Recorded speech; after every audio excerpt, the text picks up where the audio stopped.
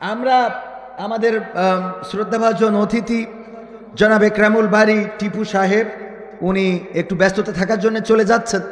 তো উনি মাইক শুনতে শুনতে যাবেন। আমি আরও মনে করলাম ওনার কাছে একটা চাওয়া পাওয়া নিয়ে একটা গান করব।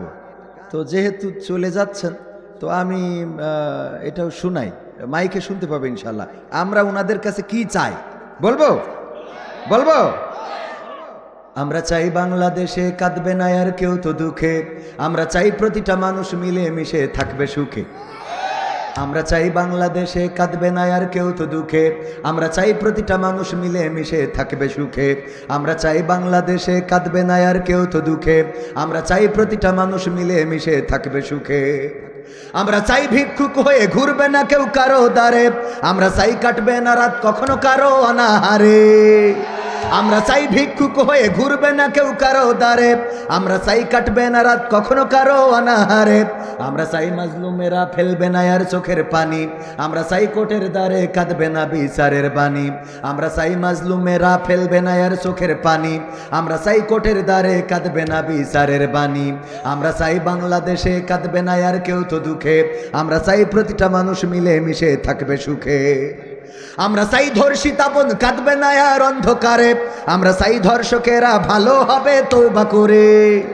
আমরা চাই ধর্ষিতা বোন কাঁদবে না আর অন্ধকারে, আমরা চাই ধর্ষকেরা ভালো হবে তওবা করে। আমরা চাই অধিকার নিয়ে খেলবে না কেউ সিনিমিনি, আমরা চাই বুঝবে সবাই থাকবে না কেউ চিরদিনই। আমরা চাই অধিকার নিয়ে খেলবে না কেউ সিনিমিনি, আমরা চাই বুঝবে সবাই থাকবে না কেউ চিরদিনই। আমরা চাই বাংলাদেশে কাঁদবে না আর কেউ তো দুঃখে, আমরা চাই প্রতিটা মানুষ মিলে মিশে থাকবে সুখে। আমরা চাই সাংবাদিকে সত্য কথা লিখুক সবে, আমরা চাই চ্যানেলগুলো সত্য প্রচার করুক ভাবে। আমরা চাই সাংবাদিকে সত্য কথা লিখুক সবে, আমরা চাই চ্যানেলগুলো সত্য প্রচার করুক ভাবে। আমরা চাই দাদার দেশের চ্যানেলগুলো বন্ধ হবে। চান দাদা সব নিয়ে গেছে, খালি স্টার জলসা জি সিনেমা বাদে। আমরা চাই দাদার দেশের চ্যানেলগুলো বন্ধ হবে, আমরা চাই ইসলামী টিভি চ্যানেল খোলা রবে। আমরা চাই দাদার দেশের চ্যানেলগুলো বন্ধ হবে, আমরা চাই পিস টিভি এই দেশে খোলা রবে। আমরা চাই বাংলাদেশে কাঁদবে না আর কেউ তো দুঃখে, আমরা চাই প্রতিটা মানুষ মিলে মিশে থাকবে সুখে। আমরা চাই বন্ধ হবে সুদার ঘুষের লেনা দেনা, আমরা চাই যোগ্য যুবক দেশ দশের বোঝা হবে না। আমরা চাই বন্ধ হবে সুদার ঘুষের লেনা দেনা, আমরা চাই যোগ্য যুবক দেশ দশের বোঝা হবে না। আমরা চাই খুন খারাপি হবে না কবু আমার দেশে, আমরা চাই বাংলাদেশটা, আমরা চাই গড়বে এ দেশ ভাই ভাই ভালোবেসে। আমরা চাই খুন খারাপি হবে না কবু আমার দেশে। আজকে খুন হয়েছে না, এক হাসপাতালের সামনে গুলি করে মানুষ মেরে ফেলা হয়েছে, একেবারে দিবালোকে। দুইজন চেয়ে গুলি করলো, লোকটা মারা গেল। পত্রিকায় আসলো এই লোকটা হলো শীর্ষ সন্ত্রাসী। কি সন্ত্রাসী? শীর্ষ সন্ত্রাসী। শীর্ষ সন্ত্রাসীও যদি হয় তাকে আর এক সন্ত্রাসীরা গুলি করে মারার কোনো অধিকার আছে? এই হত্যার বিপক্ষে আমরা। সে সন্ত্রাসী হোক, ধর্ষক হোক, চোর হোক, বাটপার হোক, লুণ্ঠনকারী হোক, যেটাই হোক না কেন আইনের মধ্য দিয়ে আসতে হবে। ঠিক না বে ঠিক? আইন কেউ হাতে তুলে নিতে পারবে। সুতরাং এই যে খুন খারাপি হচ্ছে, আমরা চাই বাংলাদেশে, আমরা চাই খুন খারাপি হবে না কভু আমার দেশে। আমরা চাই গড়বে এ দেশে ভাইয়ে ভাইয়ে ভালোবেসে। আমরা চাই বাংলাদেশে কাঁদবে না আর কেউ তো দুঃখে, আমরা চাই প্রতিটা মানুষ মিলে মিশে থাকবে সুখে।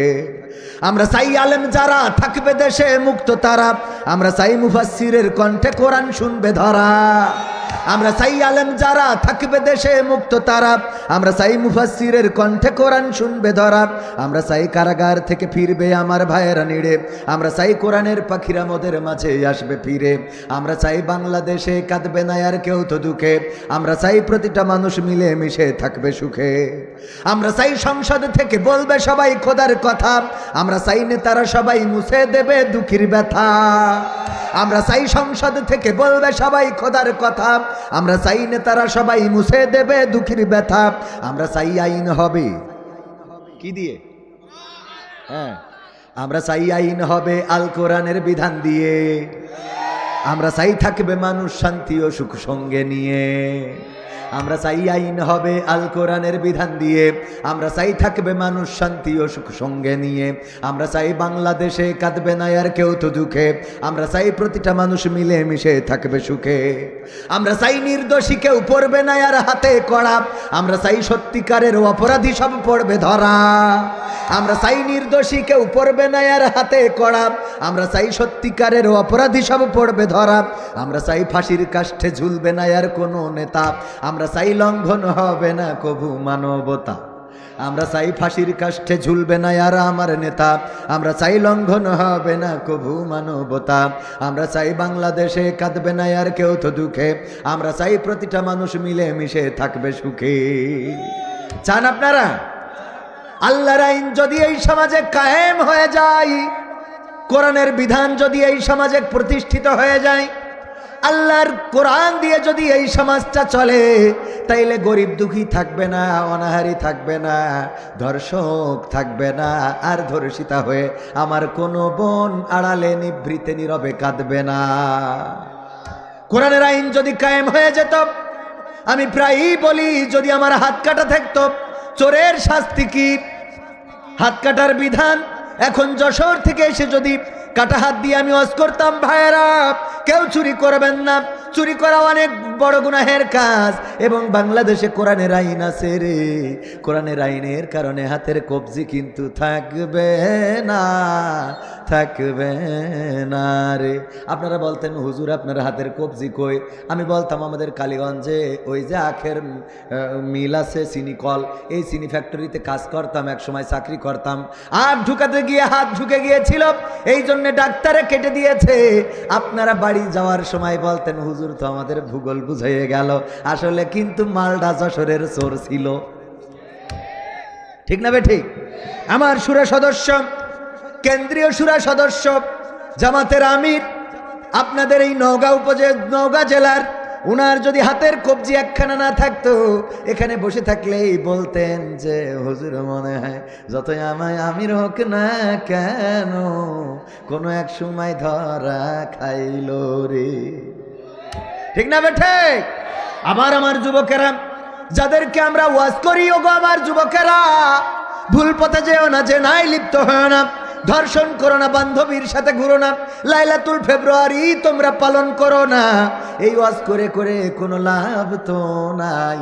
কোরআনের আইন যদি কায়েম হয়ে যায়, জেনাকারী যে বিবাহিত তার সঙ্গে ছাড় করা হবে, আর ধর্ষণকারী বিবাহিত হোক আর অবিবাহিত হোক মাজা পর্যন্ত গেড়ে দিয়ে সঙ্গে ছাড় করা হবে, হত্যা করা হবে।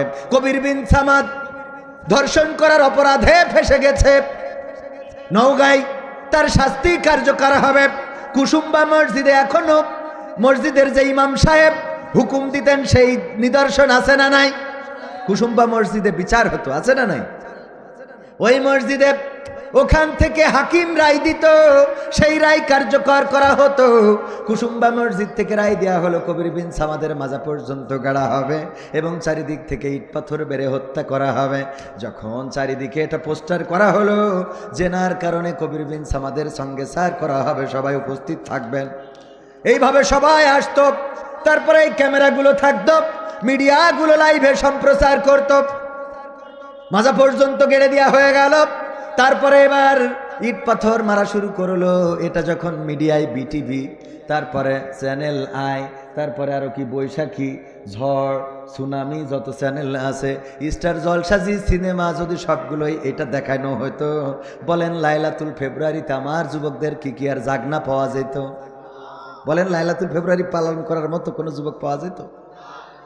একটা শাস্তি, শুধু একটা শাস্তি যদি কার্যকর করা হয়, আমার মা বোনদের, কোটি কোটি মা বোনদের ইজ্জত হেফাজত হয়ে যাবে। বলেন ঠিক না বেঠে?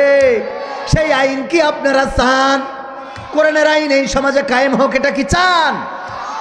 আগামী দিন যদি কোরআনের জন্য রক্ত লাগে, জীবন লাগে, শহীদ হতে হয়, যদি রাহাবারেরা ডাক দেয় যে আসেন কোরআনের জন্যে রাজপথে নামতে হবে, বদরের মতো, উহুদ, খন্দক, মুতারের মতো রাজপথে থেকে বুকের তাজা রক্ত যদি ঢালতে হয়, বুকের তাজা রক্ত ঢেলে দিয়ে সেই রক্তের সাগরে সাঁতার কেটে কেটে একটি রক্তাক্ত বিপ্লবী কালেমার পতাকা উড়াতে কারা কারা রাজি? দুটি হাত দেখতে চায়।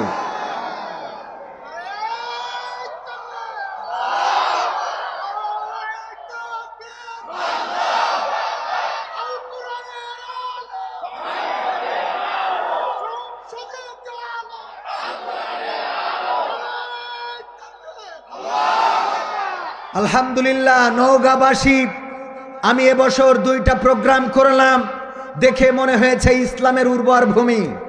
মানুষ এখন কোরআনের দিকে পঙ্গপালের মতো আসতে শুরু করেছে।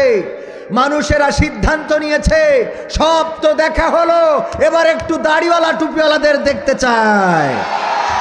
সব দলেরই দেখা হলো, সব দলেরই দেখা হলো, কেমন করে চালায় দেশ। আগামীতে সাইজে দেখতে দাড়ি টুপির বাংলাদেশ।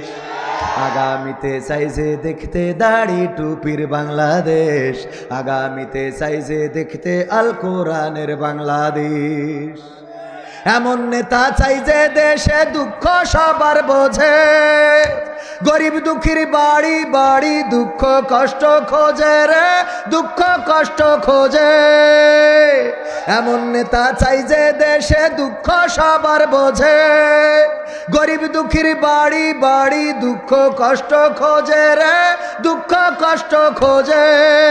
সব অধিকার ফিরিয়ে দিয়ে, সব অধিকার ফিরিয়ে দিয়ে আনবে দেশে খুশির লেশ। আগামীতে চাই যে দেখতে দাড়ি টুপির বাংলাদেশ।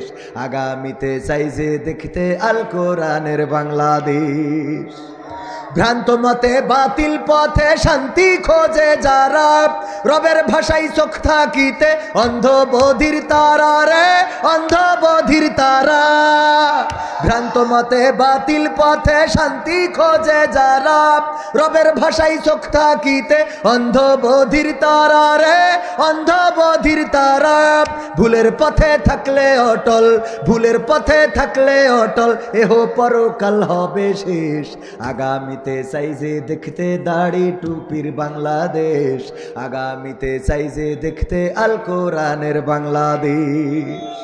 দুর্নীতি আর চাঁদাবাজি ভাই চলবে না এই দেশে, রুখে দিতে হবে তাদের আসলে ফ্যাসিস্ট বেশে রে, আসলে ফ্যাসিস্ট বেশে।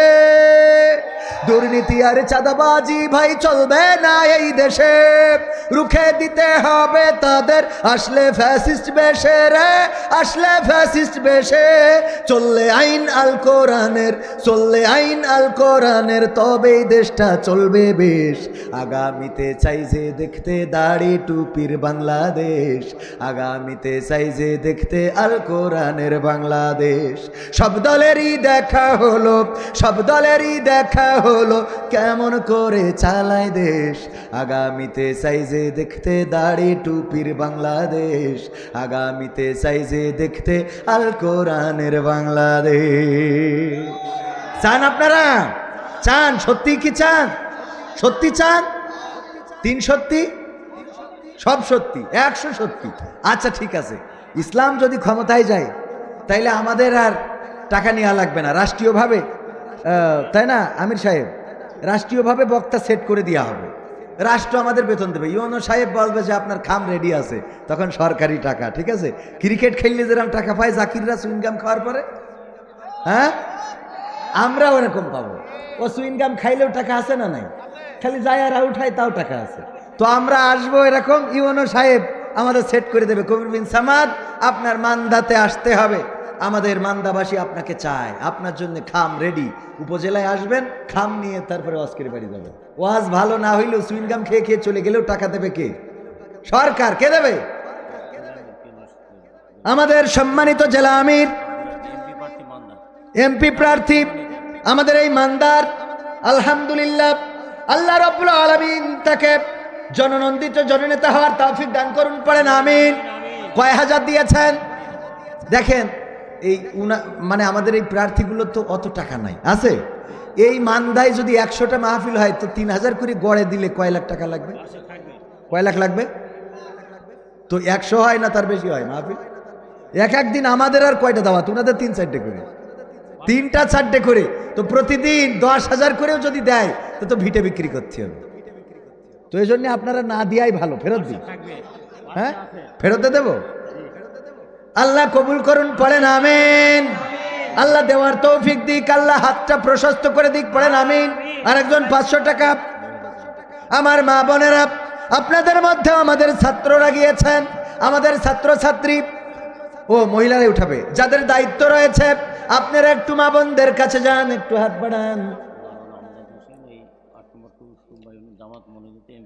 চেয়ারম্যান পদপ্রার্থী মাওলানা আমজাদ হোসেন সাহেব, উনি চেয়ারম্যান পদপ্রার্থী, 1000 টাকা দিয়েছেন।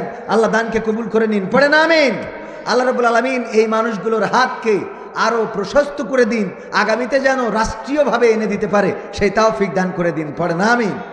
রাষ্ট্রীয়ভাবে এই মাহফিলের আয়োজন যদি সরকার করত, সরকার থেকে বাজেট দিত, তাহলে আপনাদের কাছে হাত বাড়ানো লাগতো। সরকারিভাবে এগুলো করা হবে, সরকার এগুলো করতে বাধ্য হবে। এখন যেমন শাকিব খান, শাহরুখ খান, না কারা, আমাদের শাহরুখ খান তো আমাদের দেশের না, ও তো আবার অন্য দেশের লোক। যাই হোক, উনাদের যেভাবে সরকার পৃষ্ঠপোষকতা করে, আলেমদের কি এইভাবে করে? বলেন করে? করে মানে কি? আলেমদের করে না মানে কি? সব তো জেলে ভরে, জেলে ভরে ভরে সব ফাঁসির কাস্টে ঝুলিয়েছে। আলেমদেরকে এতটাই এই সমাজে লাঞ্ছিত করা হয়েছে, যেটা সম্ভবত হিন্দু প্রধান দেশ ভারতেও আলেমদের এত নির্যাতিত করা হয় না, ঠিক না বেঠিক? ওখানে এরকম বড় বড় আলেম ওলামা নেতাদেরকে ফাঁসিতে দিয়েছে, দেখে গেছে? দেখা যায় নাই? ওখানে ইসলামী দল আছে না নাই? ইসলামী দলের নেতাকে জেলে বছরের পর বছর রেখেছে, ভারতে ঘটেছে? ঘটে নাই। জাকির নায়েককে তাও ওয়ার্নিং দিয়ে বাড়ির থেকে, দেশ থেকে বের করে দিয়েছে, দেশে যাইতে দেন, এটা ঠিক আছে, কিন্তু বেঁচে থাকার সুযোগ দিয়েছে, ঠিক না বেঠিক? আর আমাদের সব টেনে এনে ঝুলিয়েছে, এতে জমিন উর্বর হয়েছে, ঠিক না বেঠিক? ফাঁসির কাস্টে ঝুলানোতে এই জমিন উর্বর হয়েছে। এই জমিনের মানুষ বুঝতে শিখেছে, জানতে শিখেছে যে যারা কোরআন বুকে ধারণ করে তারা বাতিলের কাছে মাথা নত করে না। তারা ফাঁসিতে ঝোলার আগে সন্তানকে বলে, বাবা বলো আমি পায়জামা পরে যাব নাকি লুঙ্গি পরে ফাঁসির কাস্টে যাব? চিন্তা করা যায়? এত স্বাভাবিক কথা, সাবলীল কথা। আল্লামা দেলোয়ার হুসাইন সাইদি 13টা বছর কারাগারে থাকলেন। কয় বছর? 13 বছর কারাগারে। জীবনের শেষের দিন যেদিন বের করা হলো, হাসপাতালে নিয়ে যাওয়া হচ্ছে। আমার কোরআনের পাখি এত সুন্দর একটা হাসি দিয়েছেন, যে হাসি আকাশের চাঁদের আলোকেও ম্লান করে দিয়েছি। অথচ এখন যারা ধরা পড়েছে অন্যায়ের কারণে, 13 বছর নয়, মাত্র 13টা মাসও হইতে পারে নাই, তাদের চেহারার দিকে কি তাকানোর, বলেন তাকানো যায়?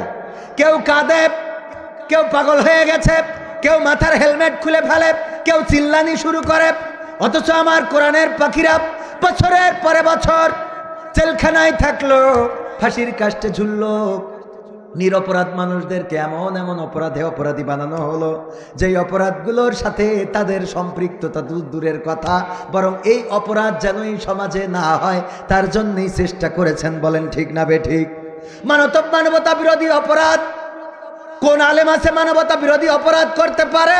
বরং আলেমেরা একটা মুরগি জবাই করতে গেলেও কষ্ট পায় না, পায় না? আলেমেরা খুনি দেখান তো একটা, অমুক হাফেজ খুন করেছে এমন আছে, অমুক মাওলানা খুন করেছে নাই, অমুক মুহাদ্দিস অমুককে খুন করেছে নাই। এই যে আলেমগুলো মানুষের মানবতার পক্ষে কথা বলে, মানবতা রক্ষার কথা বলে, নারীদের ইজ্জতের কথা বলে, পর্দার কথা বলে, সম্মানের কথা বলে, অন্যের সম্পদ যেন কেউ কুক্ষিগত না করে তার পক্ষে কথা বলে, সেই আলেমদেরকে বানানো হয়েছে লুণ্ঠনকারী, আলেমদেরকে বানানো হয়েছে ধর্ষণকারী, নাশকতাকারী, আলেমদেরকে বানানো হয়েছে নানানভাবে নানান অপরাধী। এরপরেও আলেমেরা মন ভাঙে নাই, কারণ তারা পড়ে নিয়েছিল ইন্না সালাতি ওয়া নুসুকি ওয়া মাহইয়ায়া ওয়া মামাতি লিল্লাহি রাব্বিল আলামিন।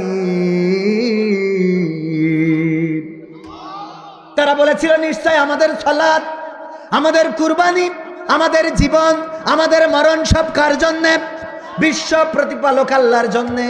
সুতরাং জেলে গিয়েছেন, সহ্য করেছেন, কারণ আলেমেরা জানেন জেলের মধ্যে আল্লাহ আছে না নাই? জেলের মধ্যেও আছে, জেলের বাইরেও আছে, এই জন্য দুশ্চিন্তাগ্রস্ত হয় না। ওগো আমার ভাইয়েরা, যারা আল্লাহকে অভিভাবক মেনে নেয় তাদের কোনো কষ্ট থাকে না, তাদের কোনো ভয় থাকে না, তাদের কোনো দুশ্চিন্তা থাকে না। আমার যুবকেরা কত দুশ্চিন্তায় কাটিয়ে দেয়, বিয়ে হবে কি হবে না, ভালো মেয়ে পাবে কি পাবে না, একজনের পিছনে ঘুরতে ঘুরতে দিন শেষ, দেখা যায় আর একজনের সাথে হয়ে গেছে। ওগো আমার যুবকেরা, ভালো বউ চাও চাইবা কার কাছে? কার কাছে? ভালো স্ত্রী যদি পেতে হয় আল্লাহর কাছে তাহাজ্জুদের নামাজে ফরিয়াদ করো, সিজদায় পড়ে যাও, রব কল্যাণকর একটা রমণী দান করে দাও, যে স্ত্রী রহিমার মতো স্বামীকে ছেড়ে যাবে না। আসিয়ার মতো ফেরাউন এত জাহেল, এত জালেম, আসিয়া কোনোদিন ফেরাউনের সাথে খারাপ আচরণ করে নাই, জানেন কি না? ফেরাউন এত খারাপ, কিন্তু সেই ফেরাউনের সাথেও আসিয়া একটা দিন কোনো খারাপ আচরণ করে নাই। স্বামী হিসাবে যা কর্তব্য ছিল, যা দায়িত্ব ছিল সব পালন করেছে। মাঝে মাঝে কোনো জায়গায় মাহফিলে গেলে বলে, হুজুর আমাদের এখানকার স্ত্রীরা তো স্বামীদের খেদমতি করতে চায় না, স্বামীদের ভালো আচরণ করে না, স্বামীদের সাথে একটু এই ব্যাপারে বয়ান করেন। এরকম আপনাদের এলাকায় আছে নাকি? আছে? স্বামীদের খেদমত যারা করে না, ওরা করে না কেন? তার কারণ খুঁজে বের করা দরকার। এর আগে দেখা দরকার স্বামী সচেতন আছে কিনা। স্বামী যদি স্ত্রীর অধিকার বুঝে দেয়, তাইলে স্ত্রীও স্বামীর অধিকার বুঝে দেবে। যেই স্বামী স্ত্রীর মশারিটা নিয়ে দেয়, যেই স্বামী স্ত্রীর মাথা ছিড়িয়ে দেয়, সেই স্ত্রীও স্বামীর গা টিপে দেবে। এটাই ঠিক না বে ঠিক? কিন্তু যেই স্বামী চায়ের দোকানে আড্ডায় মত্ত থাকে, তাস খেলে, ফ্লাশ খেলে, ক্রামবোর্ড মারে, আর ওই শাহরুখ খান, ময়ূরী, পূর্ণিমা, তারপরে আরো কারা কারা পরিমণি, এইগুলো দেখে রাত 12টার পরে বাড়ি আসে, এইগুলো যারা করে স্ত্রী বাড়িতে বসে স্টার জলসা মারবে, এইটাই ঠিক? কথা কয় না? তুমি যদি চায়ের দোকানে পরিমণি দেখে মনে করো আহারে কি যায়, এইটা দেখে তোমার যদি মনে হয়, তাইলে তোমার স্ত্রীও শাকিব খানের জন্য পাগল হবে। কথা কয় না? আগে স্বামীর ভালো হওয়া দরকার। স্বামী যদি তাহাজ্জুদ গুজারি হয়, স্বামী যদি নামাজি হয়, ফজরের আজান দিল, স্বামী মসজিদে চলে গেল, ওই স্ত্রীও ওই কম্বলের মধ্যে আর শুয়ে থাকতে পারবে? একদিন, 2 দিন, 3 দিন, 4 দিন, 5 দিন ডাকবেন না, তাও দেখবেন অটোমেটিক স্ত্রী উঠে গেছে, নামাজ শুরু করে দিয়েছে। এমনকি দেখা যাবে স্ত্রী আজান হলে আপনাকে আবার উল্টো ডেকে দেবে, নাও আজান হয়ে গেছে, মসজিদে চলে যাও। আর স্বামীরা যদি উল্টা পাল্টা সিনেমা দেখে বেড়ায়, গাঞ্জা টেনে বেড়ায়, আর ধূমপান করে বেড়ায়, আর যদি মনে করে স্ত্রী তাপসী রাবিয়া যায় নামাজে তসবিহ টানবে, এটা হবে? অনেক স্বামী আছে স্ত্রীর সাথে ভালো করে কথা বলে না, কিন্তু ভাবির সাথে খুব মিষ্টি মিষ্টি কথা। ভাবি আপনি শরবত বানিয়েছেন এত সুন্দর, হ্যাঁ এত সুন্দর শরবত আপনি কি করে বানিয়েছেন ভাবি? ওরে বাবা! আর স্ত্রী যেটা, এটা কি খাওয়া যায় না, কি ভাবলে? ও আছে না নাই? ভাবি বানাইলে খুব স্বাদ, ভাবি দিলে খুব স্বাদ, পরের বউয়ের সাথে সুন্দর সুন্দর করে কথা। হ্যালো, হ্যাঁ কেমন আছেন আপনি? অনেকদিন হলো কথা বলি না তো, তাই ফোন দিলাম। আরে বাবা! আর নিজের স্ত্রীর সাথে খারাপ আচরণ যদি এমন স্বামী হয়, পরের বউদের সাথে কথা বলবেন, পরের বউ দেখে বেড়াবেন, আর মনে করবেন আপনার স্ত্রী তাহাজ্জুদের নামাজ পড়ে তাসবিহ টানতেছে, তা হবে না, তা হবে না। আপনি যদি পরের বউ দেখে বলেন স্ত্রী আমার যেমন তেমন, শালি আমার মনের মতন গো, এরকম আছে না? ওই বউ এই জন্য গান গায়, স্বামী আমার যেমন তেমন, দেওরাই আমার মনের মতন রে। রাম বলার মতো আছে না নাই? কারণ তোমার যদি পরের বউ ভালো লাগে, তোমার স্ত্রীরও কবির বিন সামাদ ভালো লাগবে। মানে আমার 2-1 ভালো লাগতে পারে না? পারে মানে কি? আমার কাছে তো ডাইরেক্ট চিঠি দেয়, হুজুর আপনার না ভালো লাগে, বিয়ে করতে চাই। এই ডাইরেক্ট স্টেজেই দেয়। এটা কি কিরা কি করিস? একজন ওবায়দুল কাদের, ও আমিনুল ইসলাম, লিল্লাহি তাকবীর। মাওলানা আমিনুল ইসলাম, থানা আমির, বাংলাদেশ জামাত ইসলামী এবং চেয়ারম্যান পদপ্রার্থী 5 নম্বর ইউনিয়ন। 1,500 টাকা দান করলেন। আল্লাহ দানকে কবুল করে নাও, নেখায়াত দিয়ে দাও।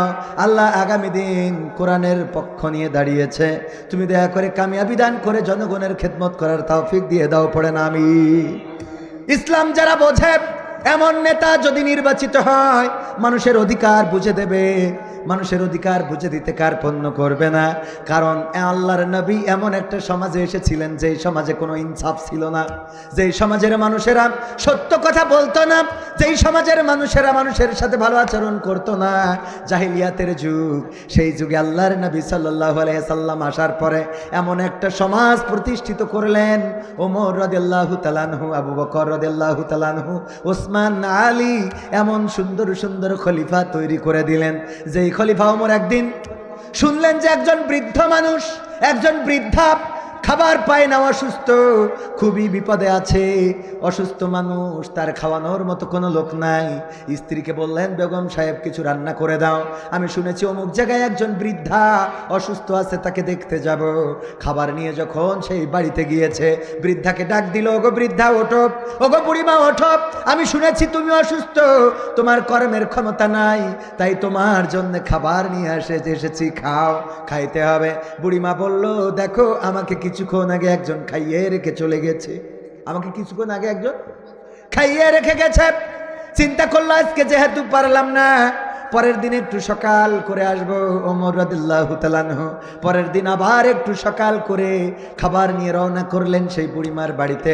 যে ডাক দিলেন, ওগো বুড়িমা ওঠো, খাবার নিয়ে এসেছি, খাইতে হবে। বলল, এই তো কিছুক্ষণ আগেই, মাত্র আগেই আমাকে একজনকে যেন খাইয়ে রেখে চলে গেল।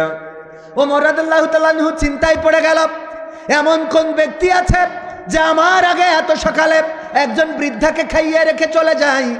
এমন কে আছে? পরের দিন আরো সকাল করে আসলো, সকাল করে এসে দেখে বুড়িমার বাড়ির গেট দিয়ে যখন ঢুকছে, তখন আবু বকর রাদিয়াল্লাহু তাআলা আনহু ওই বাড়ি থেকে ওই বুড়িমার খাবার খাইয়ে বের হয়ে আসছে। আল্লাহু আকবার। আবু বকর রাদিয়াল্লাহু তাআলা আনহু রাষ্ট্র ক্ষমতায়, তিনি খলিফা। এই খলিফাও একজন বুড়ির খবর রাখতেন এবং তাকে খাবার খাওয়াতে যেতেন। শুধু খাবার খাওয়াতে যেতেন না, এত সকালেই যেতেন যে ওমর রাদিয়াল্লাহু তাআলা আনহু 3 দিন পরে যে তারপরে ধরতে পেরেছে। ওমর রাদিয়াল্লাহু তাআলা আনহু বললেন, ওগো আবু বকর, এত সকালেই যে এত ভালো কাজ করে সেই ব্যক্তি সম্ভবত জান্নাতি হয়ে যায়। এত সকালে এত ভালো কাজ, এই সকাল না হতেই আমি 3 দিন হয়ে গেল এই বাড়িতে আসছি, এই 3 দিন পরে ধরা পাইলাম, তাও খাইতে পারলাম না, আপনি খাইয়েছেন। এমন ছিল ইসলামের খলিফারা। ওমর রাদিয়াল্লাহু তাআলা আনহু সবার জানা ঘটনা, রাতে মানুষের বাড়িতে বাড়িতে ঘুরে বেড়াতেন, খোঁজ নিতেন কে খেয়ে আছে, কে না খেয়ে আছে, কে পোশাক পরে আছে, কে না পরে আছে, কে কোন অবস্থায় আছে, খবর নিতেন। নিজে সজ্ঞানে স্বেচ্ছায় বাড়িতে বাড়িতে যেতেন। ঘটনাটা স্মরণ করিয়ে দিতে চায়, ইসলামের নেতা যদি নির্বাচিত হয় তাইলে ওমরের আদর্শের নেতা হবে। ওই যে সেই বুড়িমার বাড়িতে, যেই বাড়িতে পাথর জাল দিচ্ছিল হাড়িতে, আর পাশে বসা বাচ্চারা কান্না করে, মাগো আর রান্না হতে কত সময় লাগবে, ওগো মা আর তো ক্ষুধার যন্ত্রণা সহ্য করতে পারি না। মা সান্ত্বনা দিয়ে বলল, একটু অপেক্ষা করো, রান্নাটা শেষ হওয়ার পথে, আর একটু পরেই রান্না হয়ে যাবে। আস্তে আস্তে করে একজন একজন করে সব বাচ্চা ঘুমিয়ে গেল। চুলাটা নিভিয়ে দিল মহিলা। ওমর রাদিয়াল্লাহু তাআলা আনহু সালাম বলে বাড়িতে ঢুকলেন, বললেন, ওগো বুড়িমা, কি এমন রান্না করছিলে যে বাচ্চারা ঘুমিয়ে গেল, তাও তোমার রান্না শেষ হলো না? বলল, দেখো আমি পাথর রান্না করছিলাম। ওগো মুসাফির, বলো পাথর কি কখনো সিদ্ধ হয়? পাথর কি কখনো খাওয়ানো যায়? পাথর কি কখনো সন্তানেরা খেতে পারবে? বলল, না, সেটা তো সম্ভব না। কেন তুমি পাথর কেন রান্না করছিলে, কারণটা কি? বলল, আমার ঘরে চাউল নাই, আমার ঘরে রান্না করার মতো খাবার নাই, রান্না করার মতো কোনো সম্পদ নাই, আমার সন্তানেরা ক্ষুধার তাড়নায় ছটফট করছে, আমি তাদের সান্ত্বনা দেওয়ার জন্যে ছোট ছোট পাথর খুঁটে এনে হাড়ির মধ্যে জ্বালাচ্ছিলাম সান্ত্বনা দেওয়ার জন্যে। ওরা যেন এই সান্ত্বনা পাইতে পাইতে আমি জানি এক সময় ক্ষুধায় ক্লান্ত হয়ে ঘুমিয়ে যাবে। ওমর রাদিয়াল্লাহু তাআলা আনহু তাড়াতাড়ি করে উঠলেন, চলে গেলেন দরবারে, আটার বস্তা মাথায় নিলেন। অন্যান্য সাহাবীরা বলল, ওগো ওমর, নিজেই কেন আটার বস্তা মাথায় তুলে নিলেন? আমাদের কাছে দেন, বয়ে দেব। ওমর রাদিয়াল্লাহু তাআলা আনহু বললেন, তোমরা আটার বস্তা মাথায় নিয়ে বয়ে দিতে পারবা যদি আমাকে কথা দাও পরকালের ময়দানে যেদিন আল্লাহ গুনার খাতাটা আমল নামাটা আমার দিয়ে দেবে ওই খাতাটা তোমরা তোমাদের কাঁধে তুলে নিবা। যদি এই শর্তে রাজি থাকো তাইলে আটার বস্তা মাথায় দিতে রাজি। সাহাবীরা একজনের গুনাহ কি আর একজন নিতে চাইবেন? কেউ নিতে চাইবেন না।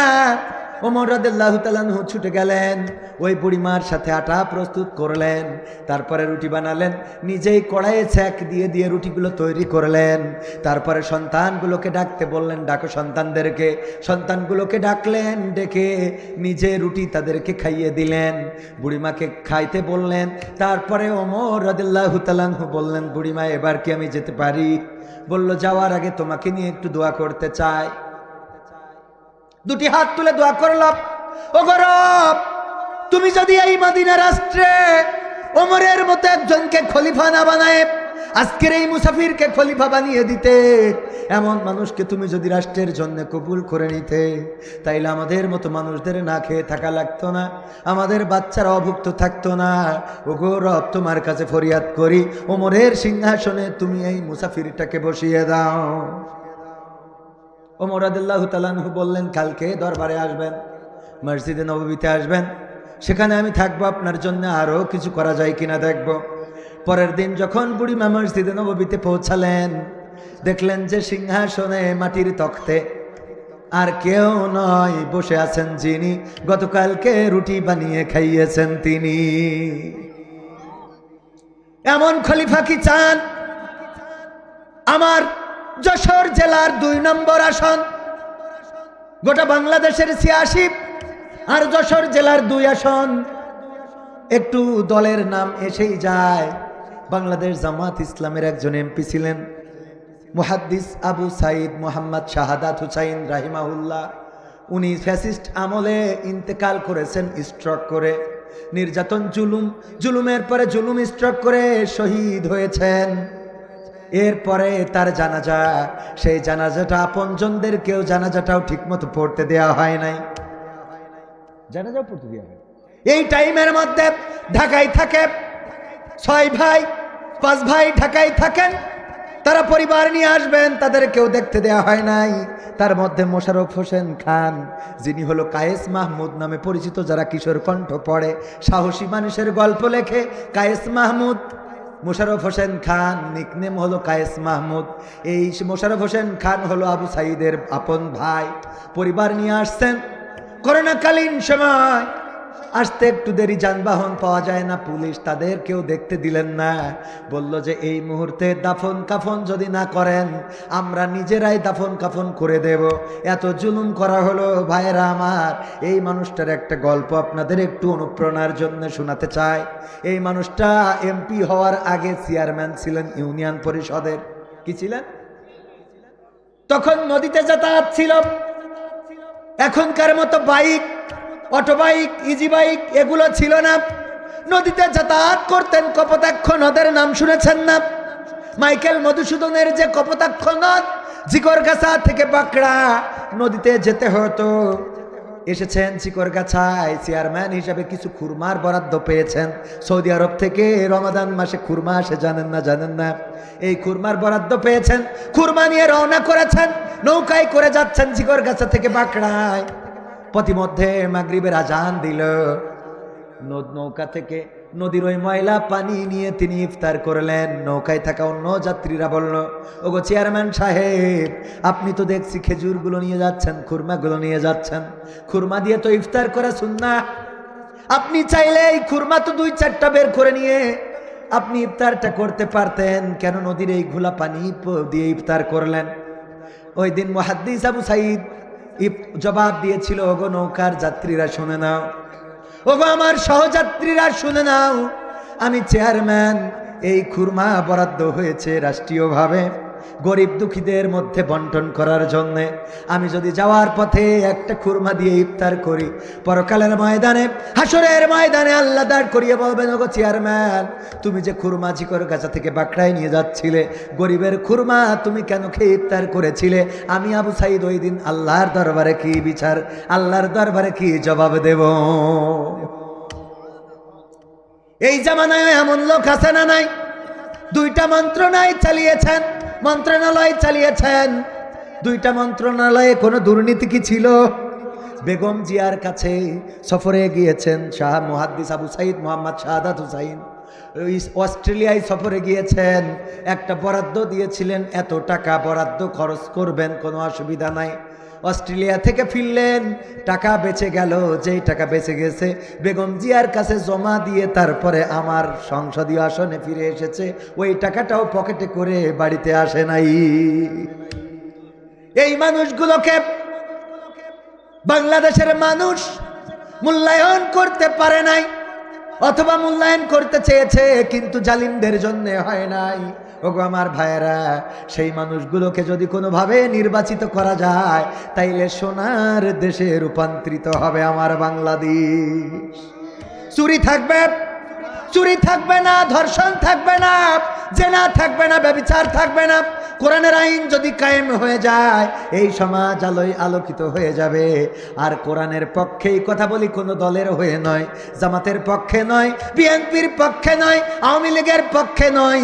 কোরআন যদি আমার ইকরামুল বারী টিপু সাহেব যদি বলেন এই রাষ্ট্রে এই সমাজে কোরআন কায়েমের আন্দোলন করব, আমরা টিপু ভাইয়ের লোক, বলেন ঠিক কিনা? আমার বিশ্বাস প্রার্থীও হাত উঁচু করে বলবেন আমরা ইকরামুল বারী টিপু ভাইয়ের লোক। কারণ কোরআন যদি কায়েম করতে চায় তাইলে আমরা তো আমার বাপদাদার কিতাব, আমার বাপদাদার আইন চালু করতে চাই না, ঠিক না বেঠিক? কিন্তু যদি কেউ কোরআনের সাথে দ্বন্দ্ব করে, কোরআনের সাথে যারা করবে দ্বন্দ্ব তাদের সাথে কবু হবে না আপোষ করা যাবে? কোরআনের সাথে যারা করবে দ্বন্দ্ব তাদের সাথে কবু হবে না আপোষ। জেল জুলুম হলেও হবে বিবেকের কাছে তবু রব নির্দোষ। আমার রবের কাছে রব নির্দোষ, মহান প্রভুর কাছে রব নির্দোষ। কোরআনের সাথে যারা করবে দ্বন্দ্ব তাদের সাথে কবু হবে না। কোরআনের কথা যারা বলে যায় আজ তাদের দমাতে কত ফন্দি, কাউকে ধরে নিয়ে দিয়েছে ফাঁসি, কাউকে রেখেছিল বন্দি, ঠিক না বেঠে? কোরআনের কথা যারা বলে যায় আজ তাদের দমাতে কত ফন্দি, কাউকে ধরে নিয়ে দিয়েছে ফাঁসি, কাউকে রেখেছিল বন্দি। হক কথা বললেই জ্বলে যায় গাব, কোরআনের কথা সইতে পারে না। হক কথা বললেই জ্বলে যায় গাব, কোরআনের কথা সইতে পারে না। জানি না তাদের আমাদের পরে কেন এত আক্রোশ আছে না নাই? জেল জুলুম হলেও হবে বিবেকের কাছে তবু রব নির্দোষ। আমার রবের কাছে রব নির্দোষ, মহান প্রভুর কাছে রব নির্দোষ। কোরআনের সাথে যারা করবে দ্বন্দ্ব তাদের সাথে কবু হবে না।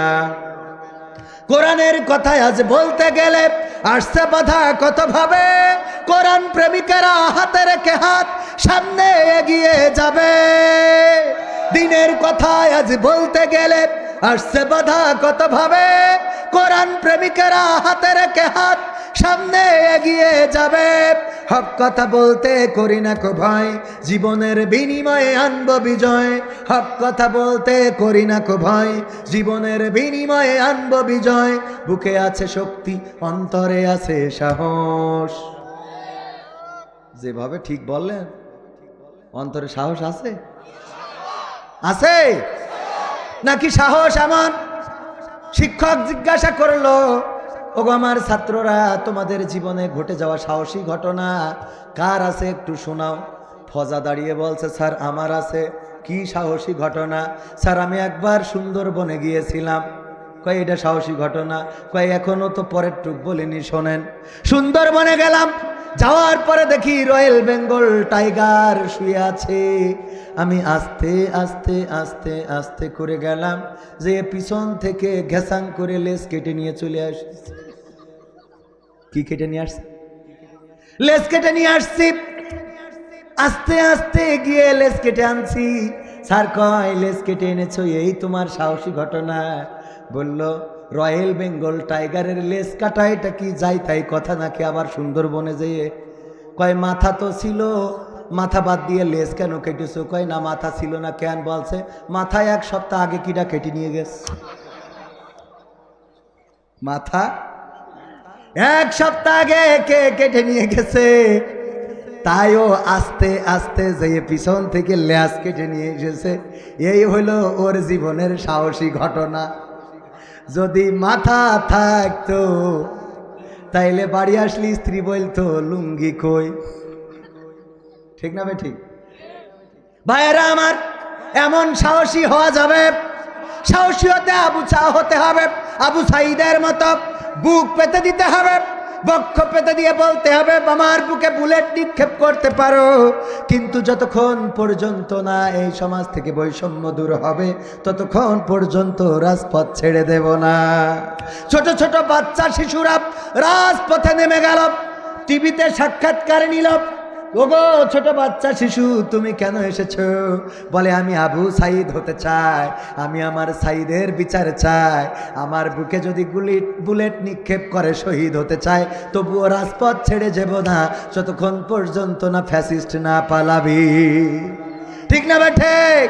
এমন সাহসী হওয়ার দরকার আছে না নাই?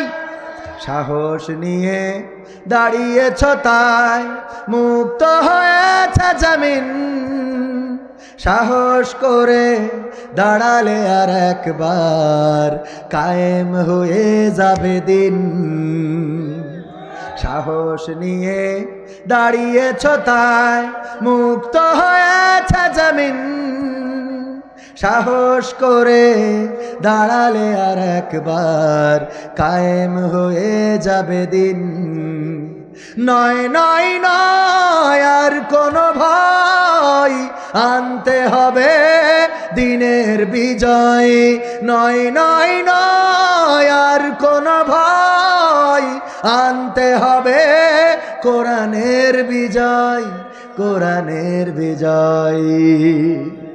যারা ভেবেছিল ছাড়বে না আর ক্ষমতার ওই মাসনদ, দেখেছে তারা রবের পাকড়াও কি করে করে নাস্তানাবুদ। যারা ভেবেছিল ছাড়বে না আর ক্ষমতার ওই মাসনদ, দেখেছে তারা রবের পাকড়াও কি করে করে নাস্তানাবুদ। তাই নয় নয় নয় আর কোনো ভয়, আনতে হবে দিনের বিজয়, কোরআনের বিজয়। মানুষের সাথে যারা করেছে দুশ্মনী, করেছে বাড়াবাড়ি, দেশের বুকে তাদের হয়নি তো জায়গা, যেতে হলো মামার বাড়ি। মানুষের সাথে যারা করেছে দুশ্মনী, করেছে বাড়াবাড়ি, দেশের বুকে তাদের হয়নি তো জায়গা, যেতে হলো মামার বাড়ি।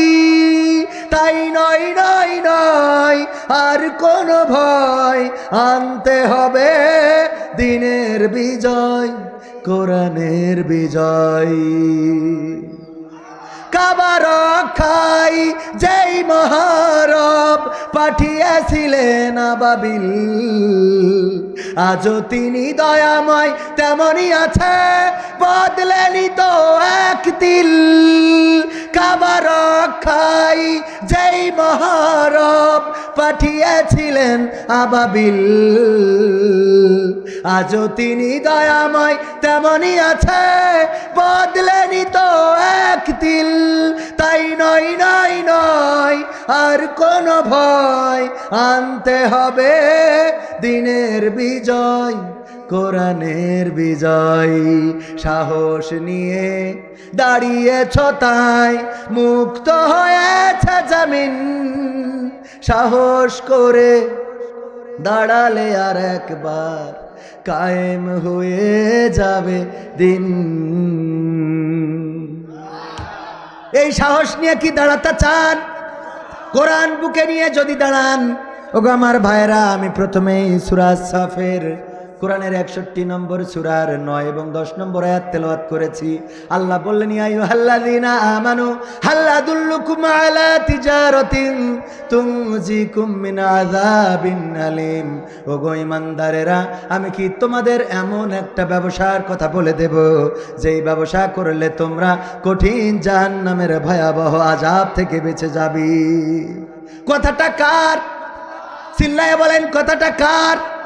আল্লাহর নাম নিতে কি কষ্ট হয়? ওগো আমার ভাইয়েরা,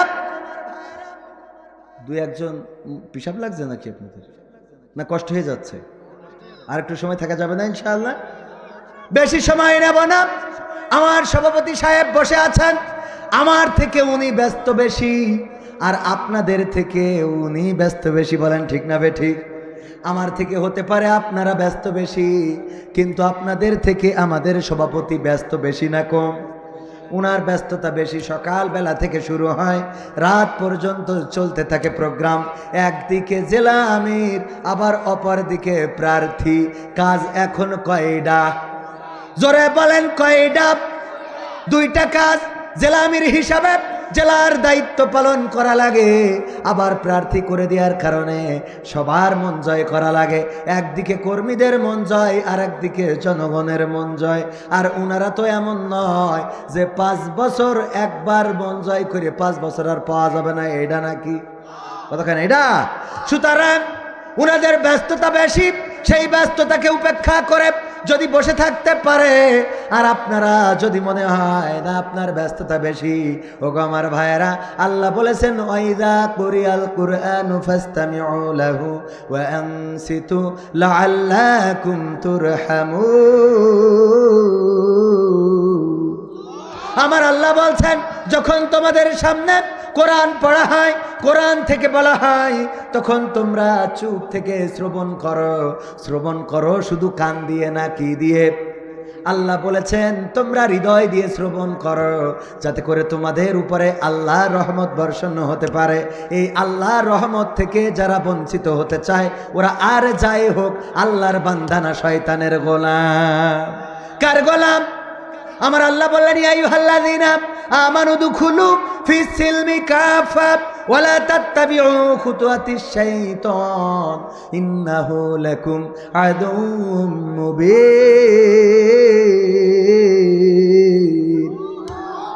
আল্লাহ বলছেন, পরিপূর্ণভাবে ইসলামের মধ্যে দাখিল হয়ে যাও, আর শয়তানের পদাঙ্ক অনুসরণ করো না, কারণ সে তোমাদের প্রকাশ্য দুশমন। ওগো আমার ভাইয়েরা, এই কোরআনের মাহফিলে আসলে খুশি হন কি? জোরে বলেন, খুশি হন কে? আর যদি চলে যান, খুশি হবেন কে? শয়তানের খুশি করার জন্য যারা চলে যেতে চায়, তাদেরকে যেতে দেওয়াতে আমাদের কোনো বাধা নাই, কারণ আল্লাহ রাব্বুল আলামিনের জান্নাত সবার জন্য নয়। আবু জাহেলের বাড়ি কাবার খুব কাছে, কাবার, কিন্তু আবু জাহেলের কপালে ইসলাম জোটে নাই। অথচ মদিনা কয়শো কিলোমিটার দূরে, 400 কিলোমিটার দূরে। সেই মদিনাবাসী শুধু ইসলাম পায় নাই, বরং যেই নবী জন্মগ্রহণ করেছেন মক্কায়, সেই মক্কায় নবীর দেহ মুবারক খানা নাই। মদিনাবাসী এতটাই রাসূলকে ভালোবাসলেন যে মদিনায় আল্লাহ রাসূলের রওজাটাও হয়ে গেল। সুবহানাল্লাহ বলবেন না? এতটাই ভালোবেসেছেন আল্লাহ রাসূল সাল্লাল্লাহু আলাইহি ওয়াসাল্লাম, যেই মক্কায় জীবনের 53টা বছর কাটিয়েছেন। কয় বছর? 53 বছর কাটিয়েছেন। সেই মক্কায় আল্লাহ রাসূলের রওজা হলো না, রওজা হলো মদিনায়। আল্লাহ রাসূল সাল্লাল্লাহু আলাইহি সাল্লাম পরে মক্কা বিজয় করেছেন, তারপরেও মক্কায় অবস্থান করে নাই। কারণ কি? কারণ হলো মদিনাবাসী আল্লাহ রাসূলকে এতটাই ভালোবেসেছে, জান্নাতের জন্য, আল্লাহ পাওয়ার জন্য। যখন হিজরত করার পরে আমার বিশ্ব নবী ঘোষণা দিলেন, ওগো মদিনাবাসী, ওগো আনসার সাহাবাগণ, আমার যে মুহাজির সাহাবারা রয়েছে, ওরা হলো তোমাদের ভাইয়ের মতো, তোমাদের ভ্রাতৃত্ব বন্ধনে তোমরা আবদ্ধ হয়ে যাও। মদিনা মক্কা বলে কোনো বিভেদ করো না, বরং তোমরা একে অপরের ভাই। এই কথা বলার পরে আনসার সাহাবীরা কি করলেন? নিজের যার 2টা স্ত্রী ছিল, একটা স্ত্রী তালাক দিয়ে বললেন আমার অমুক ভাইয়ের জন্যে তুমি হয়ে যাও, আমার অমুক ভাই তোমাকে বিবাহ করে নিক। যার 5টা খেজুরের বাগান ছিল 2টা, যার 6টা ছিল 3টা, এমনিভাবে অপর ভাইকে নিজেদের পিতার সম্পদে পর্যন্ত শরিক করে দিলেন। পড়েন সুবহানাল্লাহ। এত সুন্দর করে মদিনাবাসী ইসলামকে ধারণ করেছেন, বিনিময়ে মদিনা কল্যাণ রাষ্ট্র হয়েছে, আল্লাহ রাসূলের রওজা হয়েছে, আর সেখানে রিয়াজুল জান্নাহ। কোথায়? জান্নাতের বাগান। যখন আপনি মদিনায় যান, রিয়াজুল জান্নায় যে একটু সিজদা যদি দিতে পারেন, ওই কপালটা আর উঠাতে মন চায় না। যারা গিয়েছে তারা জানে, আহারে এত সুন্দর জায়গা, এত সুন্দর, এত প্রশান্তির সিজদা আল্লাহর জমিনের উপরে, আসমানের নিচে আর হতে পারে? যারা গিয়েছেন তারাই বুঝবেন। যখন কাবায় যান, কাবায় একরকম শান্তি, আবার মদিনায় গেলে আর একরকম শান্তি। এই শান্তি এসেছে শুধুমাত্র আল্লাহকে ভালোবাসার জন্যে, আল্লাহ পাবার জন্যে।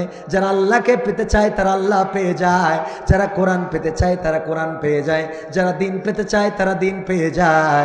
আর যারা দিন থেকে দূরে যেতে চায়, আব্দুল্লাহ বিন উবাইয়ের মতো, ওই যে রাসূলের পিছনে নামাজ পড়তো 5 ওয়াক্ত বা জামাত, রাসূলের পিছনে নামাজ পড়েছে আব্দুল্লাহ বিন উবাই 5 ওয়াক্ত বা জামাত, জানেন তো সবাই।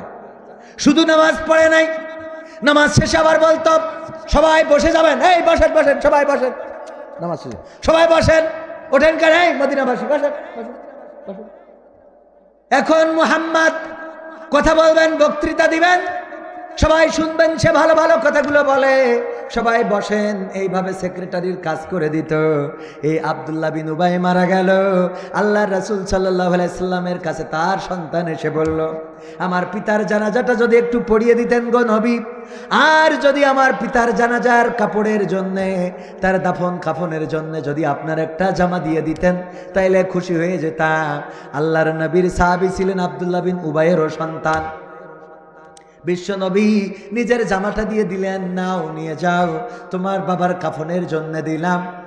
তারপরে জানাজার জন্য যখন রওনা করলেন, ওমর রাদিয়াল্লাহু তাআলা আনহু বাধা দিলেন, দিয়ে বললেন, ওগো আল্লাহর নবী, আপনি কেমন করে আব্দুল্লাহ বিন উবাইয়ের জানাজায় যান, যে কোরআনের সামনে কোরআনের পক্ষে বলেছে, যে আপনার সামনে আপনার পক্ষে বলেছে, যখন আমরা বসেছি আমাদের সামনে আমাদের পক্ষে বলেছে, আর আমাদের পিছনে যে ষড়যন্ত্র করেছি, আপনি জানার পরেও কেমন করে তার জানাজায় যান? এই মুনাফিকের জানাজায় যাওয়া উচিত হবে না। আল্লাহর নবী বললেন, ওগো ওমর, আমি শুধুমাত্র বিশেষ কিছু লোকের জন্য নবী হয়ে আসি নাই। আল্লাহর হুকুম ছাড়া আমি তার জানাজা ওয়াকফ রাখতে পারবো না, কারণ আমি ওই মুনাফিক হইলে ওই মুনাফিকেরও নবী। কথা কয় না? বিশ্ব নবী, তিনি সব জাতি গোষ্ঠীর জন্য নবী। হিন্দু, বৌদ্ধ, খ্রিস্টান সব মতাদর্শের জন্য আল্লাহর নবীর মধ্যে উত্তম আদর্শ আছে না নাই? আল্লাহ রাসূল সাল্লাল্লাহু আলাইহি সাল্লাম যে আদর্শ নিয়ে চলেছেন, এই আদর্শ এই জমিনে কয়জনের আছে? তার পথের পথিক যারা, কিছু লোকের থাকতে পারে, তাও পূর্ণাঙ্গ নেই। আমার নবীর আদর্শ এমন ছিল, স্ত্রীদের ডেকে বলল, ওগো আমার বিবিরা, আমার মধ্যে দিনের আলোতে যা দেখো আর রাতের অন্ধকারে যা দেখো, সব কথাগুলো তুমি খুলে খুলে, তোমরা খুলে খুলে মানুষদের বলে দাও। বলেন দেখি, আমি ওয়াজ করতে এসেছি, এত ভালো ভালো কথা বলি, আমার কি ক্ষমতা আছে নাকি আমার স্ত্রীকে বলবো দিনের আলোয় যা দেখো, রাতের অন্ধকারে যা দেখো, খুলে খুলে বলে দাও? আমার কি ক্ষমতা আছে? আমারটা তো আর আপনারা বোঝেন না, আমি নিজেই বুঝি, আমার সে ক্ষমতা নেই, সে ক্ষমতা আমার নাই। বোঝেন নি? সে ক্ষমতা আমার নাই। আমির সাহেবের থাকতে পারে, কিন্তু অনেকের কথা কয় না, আছে। স্ত্রীর বলবেন যে আমার মধ্যে যা আছে তুমি খুলি খুলি মানুষের বলি দাও, একটু বলি দেখেন আছে। মানে কি, একজন বিয়ে করিছে, ওই একটু বয়স হলে, আমাদের এক স্যারের বরিশালে বাড়ি, আমাদের আকিস কলেজিয়েট স্কুলে চাকরি করত, তো উনার চাচা সমবয়সী, তো ভাতিজা বিয়ে দিয়েছে। দেওয়ার পরে স্ত্রী ওই চাচার ঠোঁটে কিস করতে দেয় না, মানে চুমো খাইতে দেয় না, মানে বুঝতে পারিছেন তো, ইয়াংরা তো ভালো করে বুঝেছে। তো এখন এই কিস করতে দেয় না, এই নিয়ে ওর খুব একটা আক্ষেপ, যে বিয়ে করলাম এত কষ্ট করে, আমার একটু কিস করতে দেয় না। তো ভাতিজার সাথে বলেছে, ভাতিজা তোরা তো বিয়ে দিলি, সমবয়সী যেহেতু, তো তোদের শাশি তো একটু কিস করতে দেয় না। তা বলছে চাচা আমি কি বলবো চাষির? তা বলছে একটু বলার জন্যই তো বললাম। তো চাষির ডেকে বলছে চাষি এই এটা অভিযোগ করলো চাচা, এত বড় অভিযোগ, আপনারা তো বিবাহিত, তা একটু চাচা কিস করতে চাই, তা করতে দেন না কেন? বলছে ওর কিস করতে দেবো কি, ও বিড়ি খেয়ে মুখিস যা করে রেখেছে, তাতে ওর পাশায় কিস করা যাবে, তা ঠোঁটে না। বোঝেননি? আছে না নাই বিড়ি খোর, গাঞ্জা খোর, ফেন্সিডিল খোর, মিথ্যা কথা বলে, স্ত্রীর বাইরে অন্য নারীর কাছে যায়, পরকিয়া করে, ফোন এমন করে লক করে থুয়েছে যে স্ত্রী মরে গেল ওই ফোন আর সফটওয়্যারের দোকানে নিয়ে যাওয়া ছাড়া লক করবে না। কথা কয় না? তাদের চরিত্রগুলো যদি প্রকাশ করে দেয়, আবার স্লোগান দেয় আমার নেতার চরিত্র ফুলের মতো পবিত্র, নামাজ পড়ে না এক ওয়াক্ত, গাঞ্জা টানে 5 ওয়াক্ত। আছে না নাই এমন নেতা যে জানাজা পড়তে গিয়েছে, জানাজা পড়তে যে হাত ডান হাত উপরে দেবে না বাম হাত উপরে দেবে এটাও বোঝে না। যখন ইমাম সাহেব দ্বিতীয় তাকবীর বলেছে ও রুকুতে যাই দেখে কেউ আসেনি, আমি একা। আছে না নাই? আবার টেলিভিশনে দেখতাম বলতেছে আগামী কাল সকাল 9টার সময় ঈদুল আজহার জানাজার নামাজ হবে। ঈদুল আজহার কের নামাজ? ঈদুল আজহার জানাজার নামাজ হবে। আমি বললাম এরা ক্ষমতায় থাকতে থাকতে এক ঈদে তো জানাজা পড়াই ফেলাইছে, যা একটু রোজার ঈদ আছে না জানি ওটাও কবে মেরে ফেলে। কথা কয় না?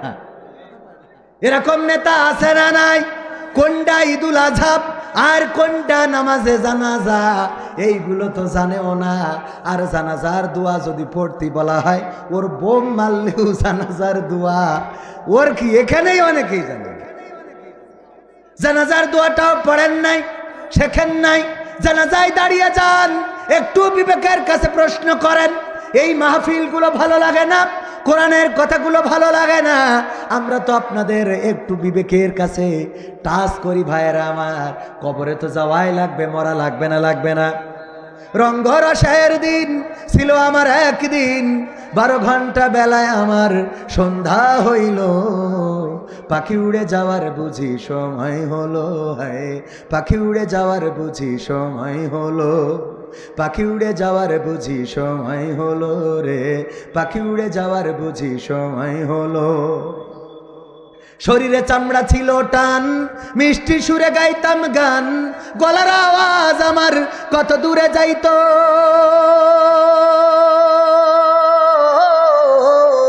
শরীরে চামড়া ছিল টান, মিষ্টি সুরে গাইতাম গান, গলার আওয়াজ আমার কত দূরে যাইতো।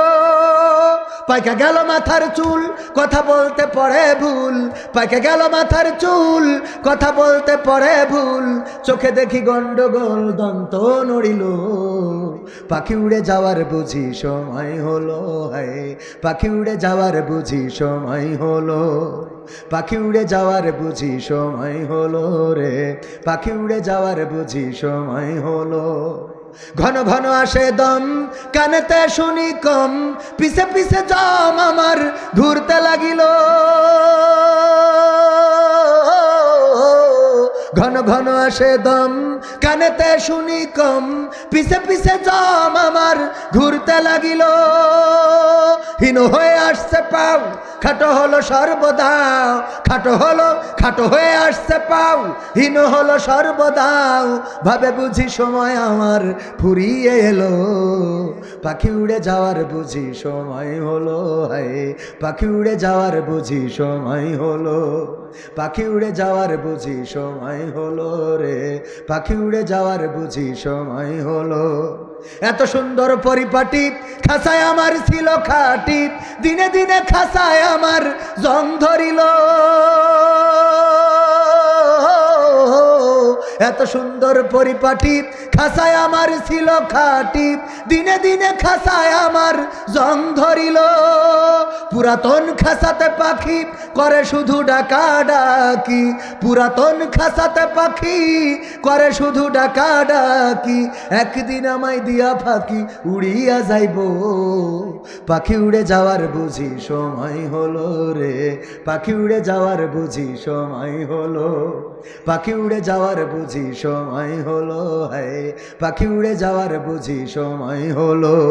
রঙ্গরসের দিন ছিল আমার একদিন, রঙ্গরসের দিন ছিল তোমার একদিন, 12 ঘন্টা বেলা তোমার সন্ধ্যা হইল, পাখি উড়ে যাওয়ার বুঝি সময় হলো, হায় পাখি উড়ে যাওয়ার বুঝি সময় হলো, পাখি উড়ে যাওয়ার বুঝি সময় হলো রে, পাখি উড়ে যাওয়ার বুঝি সময় হলো।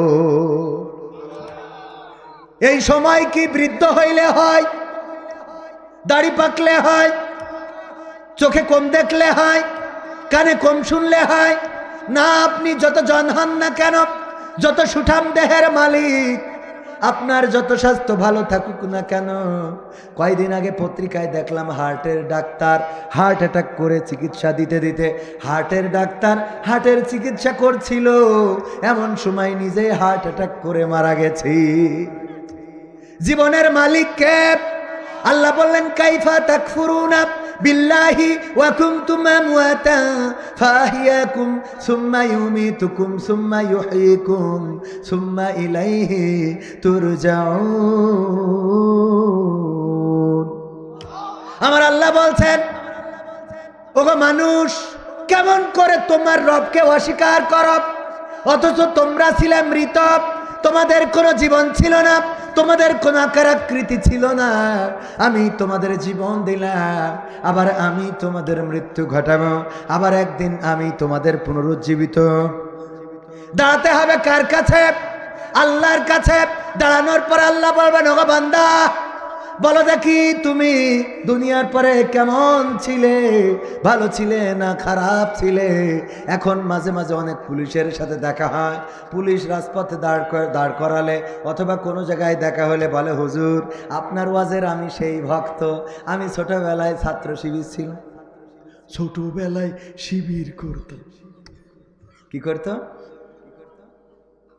আমি বললাম, আপনারা এত শিবির করতেন, তা আমাদের ওই স্টেজতে নামাই দিত, ফাঁসিতে ঝুলাতো, রিমান্ডে নিত, জেলে নিত, সে পুলিশগুলো কই? কথা কয় না, সব শিবিরই। 5 তারিখের পরে পুলিশরা সব শিবিরই লোক। সত্য বলছি না মিথ্যা বলছি? আবার জনগণ 5 তারিখের পরে অনেক চেঞ্জ হয়ে গেছে, এই জন্য বক্তৃতা দিতে যাই বাংলাদেশ জিন্দাবাদের জায়গায় জয় বাংলা বলি ফেলে। কথা কয় না, আছে না নাই? তার মানে কনভার্ট হয়ে গেছে। 5 তারিখের পরে কনভার্ট, রাস্তা চেঞ্জ করে ফেলেছে। ওগো আমার ভাইয়েরা, পরকালের ময়দানে কি এটা করা যাবে? যখন বলবে তুমি কেমন ছিলে, কার লোক ছিলে, বলবে আল্লাহ আমি তোমার দলের লোক ছিলাম রে।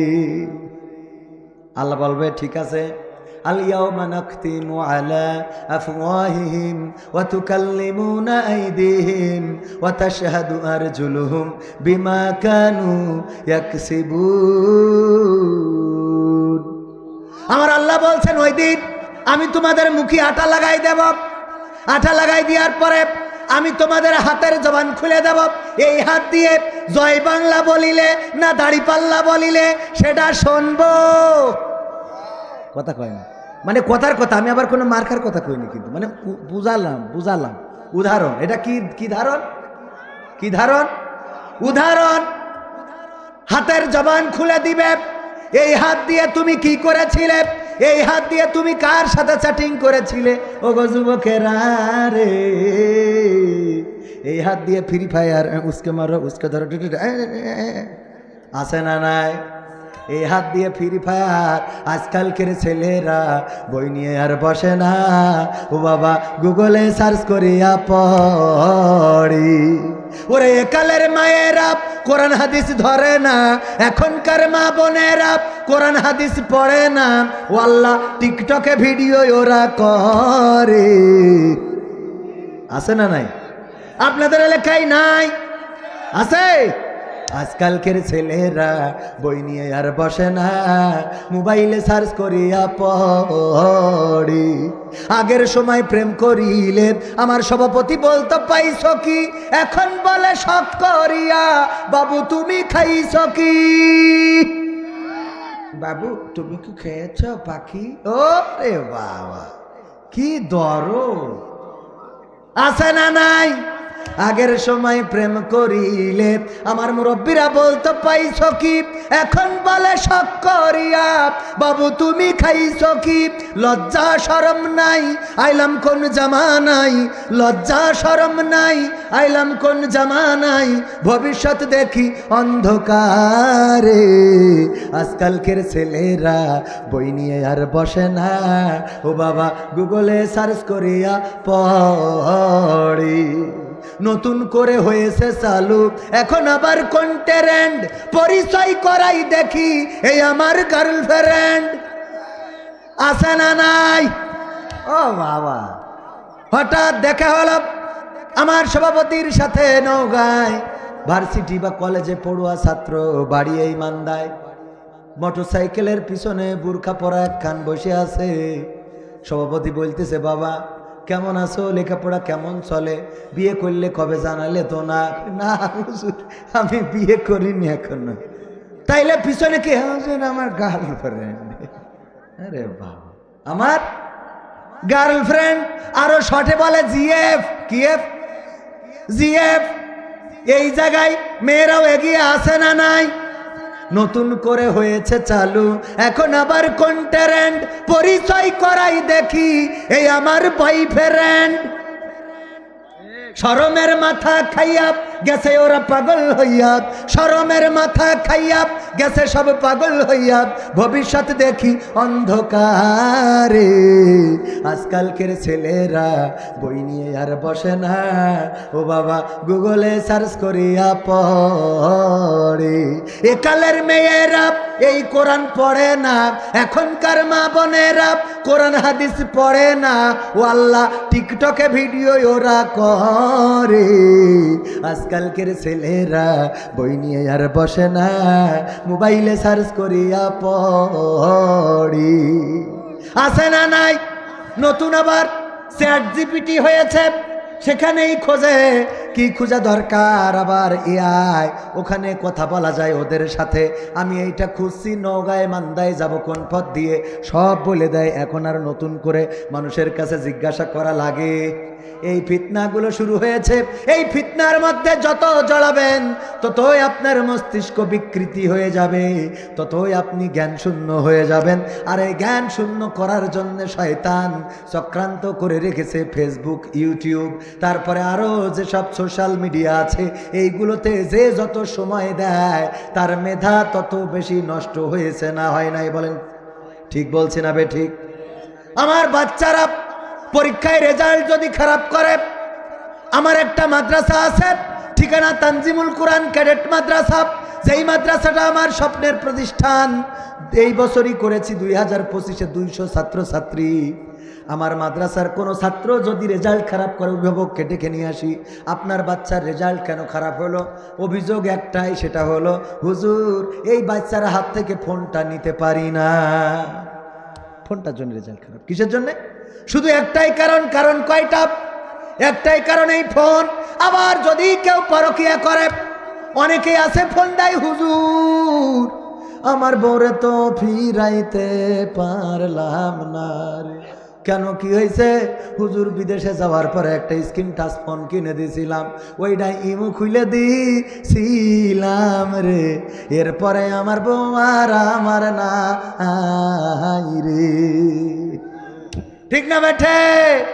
এই ফোন পাওয়ার পরে মা বোনেরা এই ফোন দিয়ে অন্য ছেলের সাথে পরকিয়া করে। আল্লাহর নবী বললেন, মা বোনেরাও পর্দার অন্তরালে আছে না নাই? তাদের জন্য ওয়াজের দরকার আছে না নাই? আল্লাহর নবী মেরাজ থেকে আসলেন, এসে বললেন, ওগো আমার মহিলা সাহাবীরা, তোমরা বেশি বেশি করে সাদাকা করো, সাদাকা করো, সাদাকা করো। বলল নবী কেন, কারণ কি? বলল আমি দেখেছি জাহান্নামে অধিকাংশ নারীরাই জাহান্নামবাসী হয়ে গেছি। অধিকাংশ নারীরা কোথায়? কথা কয় না। জাহান্নামে। অপরাধ কি? অনেক অপরাধের মধ্যে দুইটা বড় কারণ। কয়টা? সবাই বলেন কয়টা? আরো জোরে কয়টা? আর বেশি সময় নেব না, 10টা মিনিট। দুইটা বড় কারণ। এই কারণগুলো আপনাদেরও জানা দরকার। যাদের বাড়িতে স্ত্রী আছে এই ওয়াজগুলো তাদের দরকার আছে না নাই? কথা কয় না। স্ত্রীদের ওয়াজ শোনাবেন, হাদিস শোনাবেন, স্ত্রীদেরকে রাসূলের জীবনী, রাসূলের স্ত্রীদের জীবনী, খাদিজা রাদিয়াল্লাহু তাআলা আনহা, আয়েশা রাদিয়াল্লাহু তাআলা আনহা, ফাতেমা রাদিয়াল্লাহু তাআলা আনহা, আসিয়া আলাইহিস সালাতু ওয়াসসালাম, মরিয়ম আলাইহিস সালাতু ওয়াসসালাম, হাজরা আলাইহিস সালাতু ওয়াসসালাম, রহিমা আলাইহিস সালাতু ওয়াসসালাম, এই জাতীয় রমণীদের জীবনীগুলো পড়ানোর দরকার আছে না নাই? এই জীবনীগুলো না কিনে ও কেনবে কি? বিড়ি খাতি খাতি তো টাকা শেষ। কথা কয় না। বিড়ি খর আছে না নাই? বিড়ি খায়, সিগারেট খায়, ধূমপান করে, টাকা অপচয় করে। কোরআন হাদিসের বই নিয়ে যে স্ত্রীকে দেন, ওইগুলো যদি পড়লে দেখবেন। আমার আব্বা বলতো ওয়াজ শুনে নারীরা আমল করে একটু বেশি। একবার আমার আব্বা ওয়াজ করেছে যে রহিম আলাইহিস সালাম তার স্বামী আইয়ুব আলাইহিস সালামকে চুল দিয়ে পা মুছাইয়ে দিতেন। চুল দিয়ে কি মুছাই দিতেন? পা মুছাই দিতেন। আল্লাহর নবী বলেছেন যদি কেউ তার স্বামীকে চুল দিয়ে পা মুছিয়ে দেয় তাহলে ওই স্বামীর মাথায় যত চুল আছে সমপরিমাণ সওয়াব ওই স্ত্রীর আমল নামায় লিখিয়ে দেওয়া হয়। বলেন সুবহানাল্লাহ। কিন্তু টাকলা মুরাদের বউ প্রশ্ন করলে এটা আমাদের কিছু করার নেই, আছে? কারণ এটার যদি চুল না থাকে আমার কি করার আছে? ভাইয়েরা আমার, স্বামীকে খেদমত করলে, গা টিপে দিলে, পা টিপে দিলে স্বামীর মাথায় যত চুল সমপরিমাণ সওয়াব ওই স্ত্রীর আমল নামায় দেওয়া হয়। যাই হোক, আব্বা বলতেন ওয়াজ করেছে যে চুল দিয়ে পা মুছাই দেবেন স্বামীর, তাইলে বরকত হবে, আল্লাহ সওয়াব দেবে। রহিম আলাইহিস সালাম এই কাজটা করতেন। এইটা শুনে আপনার মানদার এক বোন সে যেয়ে তার স্বামীর চুল দিয়ে পা মুছাই শুয়েছে। শোয়ার পরে গন্ধের জ্বালায় বাঁচা যাচ্ছে না, দুর্গন্ধ, খুব দুর্গন্ধ। কোথা থেকে আসে এই দুর্গন্ধ? খুঁজে খুঁজে পায় না কোথা থেকে আসে এই দুর্গন্ধ। লম্প জ্বালালো, তখন লম্পের সময়, হেরিকেনের সময়, এইগুলো জ্বালায় চারিদিকে খুঁজে খুঁজে কোথাও পায় না। স্বামী চুল টেনে নাকের কাছে শুকিয়ে দেখে নাক থেকে এই পায়খানার গন্ধ। স্ত্রীকে বলতেছে সারা ঘর খুঁজে কি হবে, গন্ধ তো তোমার না, তোমার চুল থেকে বের হয়। কারণ কি? চুলে কেন পায়খানার গন্ধ? স্ত্রী বলতেছে দেখো কারণ কি জানি না, হুজুর ওয়াজ করেছে যে তোমরা স্বামীদের চুল দিয়ে পা মুছাই দিয়ে তারপরে শুবা, তাইলে আল্লাহ সওয়াব দেবে, যত চুল তোমার স্বামীর মাথায় আছে সমপরিমাণ। এইটা আমি চিন্তা করলাম আজকে এই রাত্রি আমল করে শুই, তাই তোমার চুল দিয়ে পা মুছাইয়ে শুইছি, এর বাইরে কিছু জানি না। ও জাত গেল বলো এ কোন আজব কারখানা। ও জাত গেল বলো সত্য কাজে কেউ নয় রাজি, ওরে সত্য কাজে কেউ নয় রাজি, সবই দেখি তা না না না। ও জাত গেল বলো। কেন জাত গেল? কারণ ওই স্বামী, স্ত্রী এসেছে ওয়াজ শুনতে আর স্বামী মোড়ের মাথায় তাস খেলছিল। আপনারা কি খেলা বলেন? কার্ড খেলা, তাস খেলা। ওইটা টাকা দিয়ে খেলছিল। হঠাৎ করে আর্মির একটা গাড়ি এসেছে। কের গাড়ি? আর্মির গাড়ি। যেই মোড়ে দাঁড়িয়েছে ওরা বলতেছে ওরে সব রাখ, এখন ভাগ। তাড়াতাড়ি করে দৌড় দিয়েছে, জুতো পায়ে দেওয়ার টাইম পাইনি, বাঁশবাগানের নিচ দিয়ে এসেছে, কিডা কার পায়খানা লাগিল ঝেড়ে দিয়েছে, ওই চটকায় এসে চুপচাপ শুয়ে রয়েছে। আর স্বামী ওই দিন স্ত্রী চুল দে পা মোছাইস, বেকায়দা না? পরের দিন যখন ওয়াজ করে আব্বা ফিরে যাচ্ছে, মানদার মহিলারা ডাক দিয়ে বলে হুজুর শোনেন, আপনি তো বললেন স্বামীদের চুল দিয়ে পা মুছাই দেবেন, অসুবিধা নাই, আমরা স্বামীদের চুল দিয়ে পা মুছাব, আপত্তি তো নাই, কিন্তু একটু ওয়াজ করার সময় বলে দেবেন স্বামীরা যেন টিউবকলেতে পাটা ধুয়ে এসে তারপর সই।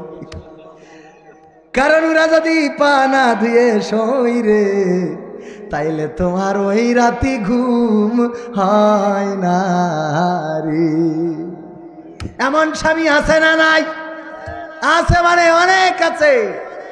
শুনেছে যে যদি স্ত্রী নামাজ না পড়ে স্বামী জাহান্নামে যাবে। স্ত্রী যদি নামাজ না পড়ে স্বামী বাড়ি যেয়ে বলছে ওঠ, বলছে কেন? তোর নামাজ পড়তে হবে। উমা, এ রাত 12টার সময় ওই নামাজ পড়তে হবে মানে? হুজুর বলেছে স্ত্রী যদি নামাজ না পড়ে স্বামী জাহান্নামে যাবে।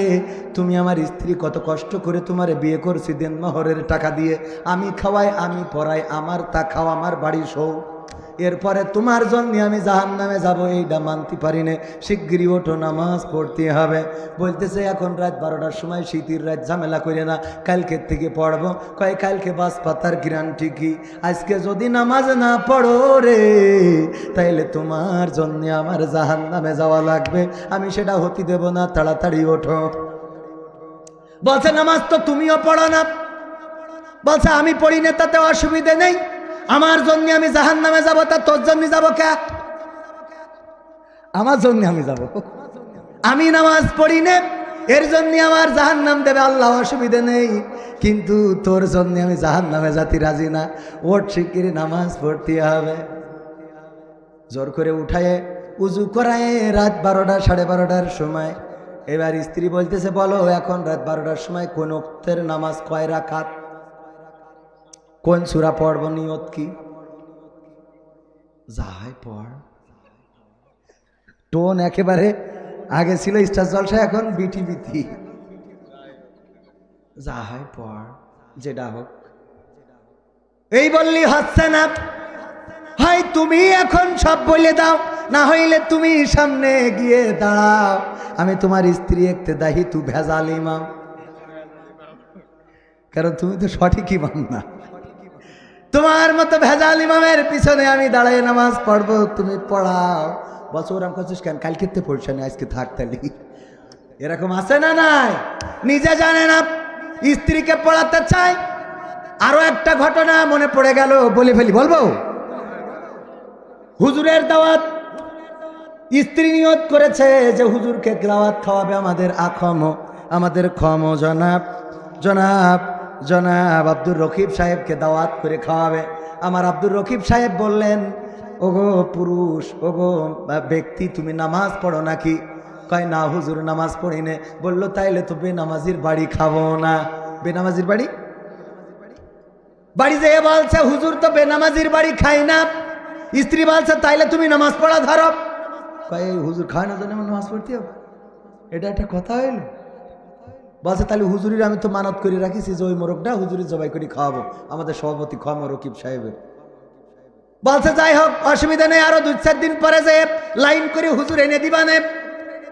3-4 দিন 5 দিন 7 দিন পরে যে বলছে হুজুর আসেন, আমি নামাজ পড়া শুরু করেছি। সত্যি? হ্যাঁ হুজুর আসেন। ও চিন্তা করিস যে বলছে মিস্ত্রির জন্য নাকি মিছে কথা কওয়া যায়, ও কোন হাদিসে আমপাড়ায় খুঁজে পেয়েছে। এরকম আছে না, অনেকেই বলে স্ত্রীর জন্য মিথ্যে বলা যায়। আরে বাবা, কোথায়? তা হাদিসে আমপাড়ায় ছিল, হাদিসে স্ত্রীর জন্য মিথ্যে বলেছে হুজুরের কাছে, হুজুর আসেন, আমি নামাজ পড়া শুরু করেছি। খাবার যখন ডাইনিং টেবিলে দিয়েছে, দেওয়ার পরে হুজুর বলছে সত্যিই কি নামাজ পড়ছেন আল্লাহর বান্দা? বলছে হ্যাঁ হুজুর পড়তেছি। বলছে তালি বলেন ফজরের ফরজ নামাজ কয় রাকাত? বলছে হুজুর খাওয়ার সময় কথাকথি হয় না। খাওয়ার সময় বলছে সে কথাকথি হয় কি না হয়, আমি হুজুর, আমি জামাতের আমির, সুরা সদস্য কেন্দ্রে, আমি বুঝি না, তুমি বোঝো না? পাকা মারা জায়গা খুঁজো না। স্ত্রী ওদিক তো বুঝতে পেরেছে এবার কুপান খাবে, তাড়াতাড়ি করে রান্না করতে বলছে, বলো 2 রাকাত। বলছে হুজুর খেয়ে নেন, লাস্টে বলবানে আপনি শুনে তারপরে বাড়ি চলে যান। বলছে না, আমি যতক্ষণ না জানবো ততক্ষণ তোমার বাড়ি খাবো না, কারণ বেনামাজির বাড়ি আমি খাই নে। রান্না করতে স্ত্রী বলছে 2 রাকাত বলছে, 2 রাকাত। এইটা দেখার পরে স্বামী বলতেছে হুজুর ফজরের ফরজ নামাজ 4 রাকাত। কয় রাকাত? আমার হুজুর উঠে রাগ করে হাঁটা দিয়েছে। স্ত্রী তাড়াতাড়ি করে কিচেন থেকে বের হয়ে বলছে, কতবার করে বললাম 2 রাকাত, কয়বার করে দেখালাম, কয়বার করে রান্নাঘর থেকে বললাম 2 রাকাত 2 রাকাত 4 রাকাত দেখাইছাও, হুজুর কি খায়? বলছে এই জন্যই তো আল্লাহ তোর স্ত্রী বানাইছে। আমি যে হুজুরি 4 রাকাত বলি ঠিক রাখতে পারি না, 2 রাকাত বলি তো মারি থুয়ে যেত। 4 রাকাত বলে যার ঠিক রাখতে পারলাম না, যদি তোর কথা শুনে 2 রাকাত বলতাম তাইলে তো ডাইনিং টেবিলে চেয়ার কষতো মাথার পরে। আল্লাহর বান্দা, বুদ্ধি আছে না নাই? হয়তো মনে করতে পারেন এগুলো কি আসলে বাস্তব? আমি একটা অনুষ্ঠান করি, এভাবেও ভালো কাজ করা যায়। এই অনুষ্ঠানে দেখবেন যে বাস্তব না অবাস্তব। আমি বললাম হুজুর ফরজ কয়টা? তা বলছে 3টা। আমি বললাম কি? বলছে ফজর, জহর আর আসর। ফজর, জহর আর আসর হলো হুজুর ফরজ। দেখেন ভিডিও আছে। বললাম বিয়ের, বললাম ইসলামের স্তম্ভ কয়টা? বলছে 2টা। আমি বললাম কি? বলছে একটা হলো মা বাবার খেদমত আর একটা হলো বিয়ে করা। আমি বললাম যাক, তার পরেরটা রাখিস, তা না হলে তো তোর ইসলাম ডুবতো এইখানে। আছে না নাই? আমার ভিডিওগুলো দেখবেন, সূরা ফাতিহা পড়তে বললে, কালেমা তাইয়্যিবা পড়তে বললে বলে লা ইলাহা ইল্লা আনতা সুবহানাকা ইন্নী কুনতু মিনাজ জালিমিন। ওর এত বিপদে ফেলে দিয়ে যায়, ইউনূসের দোয়া পড়ে বসে থাকে। সত্য বলছি না মিথ্যা বলছি? ওগো আমার যুবকেরা, ওগো আমার তরুণেরা, এই জন্যে কোরআনের কাছে আসতে হবে, ইসলামের কাছে আসতে হবে, কোরআন জানতে হবে, ইসলাম জানতে হবে। হুজুর ফরজ 4টা, বাংলাদেশের 50% মানুষ জানে না। যদিও 4টা বলতে পারে, কি কি তা বলতে পারে। আর গোসলের ফরজ কয়টা? গোসলের ফরজ 3টা। এই বাংলাদেশের আমি খুঁজে দেখলাম অন্তত 75% মানুষ গোসলের ফরজ 3টা জানে না। তাইলে ওরা কি ফরজ গোসল করে না? তা ছেলেপিলে হইল কি করে? কথা কয় না। খোঁজ নিয়ে দেখেন গোসলের ফরজ কয়টা? জোরে বলেন কয়টা? 3টা গোসলের ফরজ। উজুর ফরজ 4টা। নামাজের আরকান আহকাম কয়টা? 13টা। বাইরে কয়টা? 7টা। ভিতরে 6টা। এই উজুর ফরজ, গোসলের ফরজ, নামাজের আরকান আহকাম, এগুলো অনেকেই জানে না। যদি একটু বলতে পারে এই কয়টা, তাও কি কি বলতে পারে না। জায়গা পাক, কাপড় পাক, সতর ঢাকা, শরীর পাক, কেবলামুখী হওয়া, ওয়াক্ত চিনা, নিয়ত করা, তারপরে এবার কি তাকবীর তাহরিমা বলা, কিয়াম করা, কিরাত পড়া, রুকু করা, সিজদা করা, তারপরে ডানে বামে সালাম ফিরানো। ওগো আমার ভাইয়েরা, এইগুলো ছোটবেলায় মক্তবে আমাদের শিখাইছিল, এখনো পর্যন্ত আছে। যারা মাদ্রাসায় পড়ে না, মাদ্রাসায় আসে না, মসজিদে যায় না, তারা এইগুলো তো তেমন করে শেখে না, শিখতেও পারে না। আর যখন আমি ধরি তখন লজ্জায় পড়ে যায়। এই ধরাটা দুনিয়ার পরে যদি লজ্জায় পড়েন, পরকালের ময়দানে আল্লাহ যদি বলেন কোনো কিছু দরকার নেই, ওগো আল্লাহর বান্দা, তোমার কাছে কিছু শুনতে চাই না, মান রব্বুকা ওমান দীনুকা ওমান নাবিয়ুকা, কোনো কিছুর দরকার নাই, খালি শুধু মরে গিলে তখন তোমার জানাজা পড়েছিল, ওই জানাজার দোয়াটা একটু বলো দেখি। এই দোয়াটা যদি পারো জান্নাত দিয়ে দেব। বুকে হাত দিয়ে বলেন কয়জন জান্নাতে যাবেন? বলেন আল্লাহুম্মা গফিরলি হাইয়িনা ওয়া মাইয়িতিনা ওয়া শাহিদিনা ওয়া গায়িবিনা ওয়া সাগিরিনা ওয়া কাবিরিনা ওয়া যাকারিনা ওয়া উনসানা। এইভাবে এই দোয়াটা মাঝে মাঝে সামনে শুনাইলে মনে করে এ কি। আমাদের একজন ছিল, বলছে এ তো নওগাঁতে শুরু হয়ে রাজশাহী যেই থেমেস, বলছে এত লম্বা। শেখার দরকার আছে না নাই? মা বোনেরা, জাহান্নামে যাওয়ার বড় কারণ কয়টা মনে আছে? কয়টা? 1 নম্বর কারণ হলো স্বামীর নাশুকরি করে। কি করে? স্বামীর নাশুকরি করে। যেই নারীগুলো স্বামীর প্রতি কৃতজ্ঞ না, স্বামী যা দেয় পছন্দ হয় না, স্বামী যা আনে ভালো লাগে না, স্বামী যে শাড়ি কেনে সেই শাড়ি ভালো না, স্বামী যে তরকারি কেনে সেই তরকারি সেদ্ধ হয় না, স্বামী যে কচু কেনে সেই কচুতি গাল চুলকায়, স্বামী যে মাছ কেনে তাতে কাটা বেশি, স্বামী যে গোশত কিনেছে তাতে সিদ্ধ হয় না, স্বামী যে মুরগি কিনেছে সে মুরগি ভালো না। এমনিভাবে সব কিছুতে ভুল ধরার মতো আল্লাহর বান্দা আছে না নাই? আর শ্বশুর বাড়ি থেকে যেই ডানে ওই ওলে যদি গালও ধরে, এর থেকে ভালো ওল আর পৃথিবীতে নাই। হ্যাঁ, বাবার বাড়ির থেকে যেইটা আনে ওইটাই হলো সবচেয়ে দামি জিনিস। ওর বাবা পৃথিবীর সবচেয়ে দামি বাবা, ওর মা পৃথিবীর সবচেয়ে ভালো মা, ওর ভাই পৃথিবীর সবচেয়ে চরিত্রবান, ওর বোন পৃথিবীর সবচেয়ে সেরা সুন্দরী, বিশ্ব সুন্দরী, ওর যত 14 গোষ্ঠী আছে সব এইভাবে আল্লাহওয়ালা পীর পরহেজগার। আর শ্বশুর বাড়ি এসে বরের পক্ষের লোক সব জাহান্নামী, কাফের, নাস্তিক, মুরতাদ। এরম আছে না নাই? শ্বশুর বাড়ির কোনো কিছু পছন্দ হয় না, কোনো কিছু ভাল লাগে না, না শুকুরি করে। কি করে? না শুকুরি করে। আমাদের এক হুজুর বলছে, হুজুর আমি একবার বুদ্ধি করলাম, আমার স্ত্রী যাই দিই পছন্দ হয় না। একবার বুদ্ধি করি রাজশাহী থেকে দামি একটা শাড়ি কিনলাম, কিনে এনে তারপরে ডাইনিং টেবিলের পরে রেখে বললাম, স্ত্রী খাবার দাও। রাত্রে ডিনার করি, স্ত্রী খালি বাঁকা চোখি শাড়ির দিকে তাকায় যে শাড়িটা কাজ জন্য নেইনেস। আর এক জায়গায় কি বিয়ে করলো, শাড়ি কেন নতুন শাড়ি? এক ফাঁকে জিজ্ঞেস করে বসলো যে শাড়ি কার ওইটা? বলছে আমার বন্ধু কবির বিন সামাদ, সে কিনেছে তার স্ত্রীর জন্যে। বললো আমি রাজশাহীতে নওগাঁয় যাবো আজ করতে, এই শাড়িটা আমার বাড়ি একটু পয়সা দিয়ে আনে, তাই নিয়ে আইছি, এখন খেয়ে দিয়ে আসতে যাব। বলছে দেখো দিন শাড়িটা কত সুন্দর, রংটা কত ভালো, কালার কত সুন্দর, সুতোটা কত মিহি, পাড়টা কত সুন্দর, আর তুমি দেখো তা পরো আছেন। আমার আব্বা এমন একজনের সাথে বিয়ে দিয়েছে, অকম্মার ঢেকি, জীবনে কোনোদিন ভালো কিছু কিনে আনতে পারল না। আল্লাহ কি দেখেছে এর সাথে বিয়ে দিল? আল্লাহ যেন দুইটা চোখ দেয় নাই, দেশের দুইটা মার্বেল। স্বামী বলছে তোমার কি শাড়িটা পছন্দ হয়েছে? তা বলছে তো তুমি কেন নি, তুমি চয়েস করে কিনলেও পছন্দ হয়, তোমার তো চোখ নেই, তোমার তো পছন্দ নেই। তা বলছে তোমার যদি পছন্দ হয় তাহলে শাড়িটা নেও। শাড়ি নিয়ে খুব খুশি, যাক একটা মনের মতো শাড়ি পাইছি আজকে। রাত্রে ঘুমানোর সময় হুজুর বলতেছে, ওগো আমার স্ত্রী, আমার সোনার ময়না পাখি, কত ভালোবাসি তোমার গো, দেখে না তোমার আখিরে আমার সোনার ময়না পাখি, দেখো তোমারে কত ভালোবাসি আমি। তোমার যেই শাড়িটা পছন্দ হয়েছে, এই শাড়িটা আমি নিজে পছন্দ করে তোমার জন্য কিনেছি রাজশাহী থেকে, আমার নিজের পছন্দের।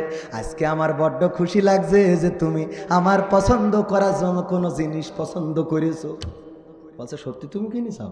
আমি কিনেছি, তোমার ভালোবাসি, আই লাভ ইউ। হ্যাঁ সত্যি তুমি? হ্যাঁ আমি কিনেছি। বলছে তাহলে এর রং থাকবে না, তালিয়ের সত্যি যদি তুমি কিনে থাকো তাইলে এর রং থাকবে না রে। ওগো আমার ভাইরা এমন আছে না নাই? ওর না শুকুরি করে। স্বামী যে ঘর করেছে ডিজাইন ভালো না, স্বামী যে রং করেছে কালার ভালো না, স্বামী যে থ্রি পিস কিনেছে তার রং ভালো, সুতো ভালো না, স্বামী যে শাড়ি কিনেছে তার পাড় ভালো না, স্বামী যে মাছ কিনেছে তাতে কাটা বেশি, স্বামী যে গোশ কিনেছে সিদ্ধ হয় না, এমন ভুল ধরা ধরে রে, স্বামীর প্রতি অকৃতজ্ঞ থাকে। আর 2 নম্বর কারণ হলো, বলবো 2 নম্বর কারণ, বেশি বেশি অভিশাপ দেয়। এমন নারী আছে না নাই? অভিশাপ দেয় বেশি বেশি। কয় আল্লাহ তোমার মরণ করে না, পৃথিবীর এত লোক মরে, তো তুমি মরো না কেন? তোমারে আল্লাহ নেয় না কেন? তোমারে তুলে নেয় না কেন? তোমারে একটু মাটি দিতে পারতাম, আমার আত্মায় শান্তি পেত, আমার হাড়ে বাতাস লাগতো। গোশত ভেদ করে হাড়ে বাতাস লাগবে, চিন্তা করা যায়? এই এরকম এই অঞ্চলে বলে। আমার কাছে একজন নারী ফোন দিয়েছে, সত্য ঘটনা বলছি, আল্লাহ সাক্ষী, কসম খোদার। বললেন হুজুর আপনি কি সেই হুজুর? আমি বললাম কোন হুজুর? বলছে ওই যে মাঝে মাঝে প্রশ্ন করেন, করে উত্তর দেন। আমি বললাম হ্যাঁ, এই যে একটা কুইজ করি। বলতেছে আপনার কাছে আমি ফোন দিছি হুজুর গো রে, আমার স্বামী মরে গেছে রে। আমি বললাম আমার কিছু করার নেই, কারণ আমি একটা জ্বালাইতে বাঁচি না, তাই আমি বাড়ি ছেড়ে নওগাঁয়, আর দুটো থাকলি তো আমেরিকায় যাইতি তো আজ করতি, ঠিক না ভাই? ঠিক একটা তাই আমার আজ কদিন ধরে নওগাঁ, সবাই নবগঞ্জ, রাজশাহী, তারপরে এইসব আজ করি বেড়াতে আসছে। যদি দুটো বউ হইতো তাই দেশ ছেড়ে বিদেশে আজ করতে হইতো, বোঝেননি? বাচ্চা হুজুর বিয়ে করার জন্য ফোন দিই নাই, হুজুর ফোন দিছি একটা দুঃখের কথা বলার জন্য, একটা প্রশ্নের উত্তর জানার জন্য। বললাম কি বলেন? বলছে হুজুর আমার স্বামী ছিল অসুস্থ, মাঝে মাঝে বলতাম তোমার আল্লাহ মরণ করে না কেন, তোমার আল্লাহ তুলে নেই না কেন, এত মানুষ মারা যায় তুমি মরো না কেন, তোমার এই অসুস্থতা নিয়ে আমি তো আর পারি না, আর কত তোমারে খেদমত করব, এই অঞ্জালা তো আর সহ্য করতে পারি না, আল্লাহ তোমারে কেন উঠাই নেয় না। আমার স্বামী মারা গেছে 1 সপ্তাহ হচ্ছে, আমার মনের মধ্যে কষ্ট। আমি বারবার এই কথাগুলো বলতাম। এই কথার কারণেই কি আল্লাহ আমার স্বামীকে তুলে নিয়েছে, নাকি তার হায়াত শেষ হয়ে গেছে তাই মারা গেছে? এটা জানার বড্ড ইচ্ছা। আমি বললাম, আমি নবীও নই, আমি ওলিও নই, আমার কাছে ওহী আসে না। আবার আমি এমন বড় হুজুর নই যেই হুজুর কোরআন হাদিস দিয়ে খুব সুন্দর করে বলে দেব যে এই কারণে মরেছে, না বলতে পারবো না। তবে এতটুকু বলতে পারি, আমার নবী বলেছেন 2 শ্রেণীর নারীরা বেশি জাহান্নামী। দুই কারণে নারীরা বেশি জাহান্নামী। তার মধ্যে 1 নম্বর কারণ হলো যারা স্বামীর না শুকুরি করে, স্বামীর প্রতি অকৃতজ্ঞ থাকে। আর 2 নম্বর কারণ হলো যারা বেশি বেশি অভিশাপ দেয়। সেই সুবাদে আপনার স্বামীর যদি হায়াত ফুরিয়েও মারা যায়, আপনি এই বেশি বেশি অভিশাপ দেওয়ার কারণে জাহান্নামের বাসিন্দা হয়ে যেতে পারে। আপনি বেশি বেশি অভিশাপ দিয়েছেন। আর অভিশাপটা হলো বদ দোয়া। কি দোয়া? আল্লাহ দোয়া কবুল করে, এই দোয়ার মধ্যে নেক দোয়া আর বদ দোয়া। তো নেক দোয়াও কবুল হয়, বদ দোয়াও কবুল হয়। তো হইতে পারে আল্লাহ আপনার দোয়াটাই কবুল করেছেন, এই বদ দোয়া যে আল্লাহ উঠাই নাও নিতে পারে। পরকালের ময়দানে ওই বিচারের কাঠগড়ায় কি হিসাব দেবেন? অথচ আমার নারীরা শুনে নাও, নমরুদ, ফেরাউনের স্ত্রী ছিল কে? আসিয়া। কে? আসিয়া। এই আসিয়া কোনোদিন ফেরাউনের সাথে খারাপ আচরণ করে নাই, কোনোদিন কোনো গাল মন্দ করে নাই, কোনোদিন গালি দেয় নাই, কোনোদিন তার মরণ প্রত্যাশা করে নাই। বরং জীবনের শেষ দিন পর্যন্ত স্বামী হিসেবে যা দায়িত্ব পালন করার সবই করেছে। বলেন আল্লাহু আকবার। তুমি যার লাগে এমবি ভরো, তার তো বাটন ফোন। ওরে কেমন করে বুঝবে রে সে, কেমন করে বুঝবে গো সে ডিজিটাল ওই মন। তুমি যার লাগিয়া, তুমি যার মানে যুবকদের জন্য আছে না যুবকেরা? তুমি যার লাগিয়া এমবি ভরো, তার তো বাটন ফোন। মেসেজ দিলে সিন করে না, দেয় না তো রিপ্লাই। ভিডিও কলে বলবা কথা, ক্যামেরা তার নাই ফোনে, ক্যামেরা তার নাই। মেসেজ দিলে সিন করে না, দেয় না তো রিপ্লাই। ভিডিও কলে বলবা কথা, ক্যামেরা তার নাই রে, ক্যামেরা তার নাই। ওরে ডিজিটাল এই যুগ জামানাই, ডিজিটাল এই যুগ জামানাই, অ্যানালগ তার মন। তুমি যার লাগিয়া, তুমি যার লাগিয়া এমবি ভরো, তার তো বাটন ফোন। প্রেম প্রীতি ভালোবাসা বিয়ের আগে নয়। ঠিক কয় না? যুবকরা বলতে হবে ঠিক না বেঠে? এই কথা বলার জন্যই তো এতক্ষণ শুনাইলাম। প্রেম প্রীতি ভালোবাসা বিয়ের আগে নয়। মনের মধ্যে রাখো যুবক আল্লাহ তাআলার ভয় রে, পরকালের ভয়। প্রেম প্রীতি ভালোবাসা বিয়ের আগে নয়।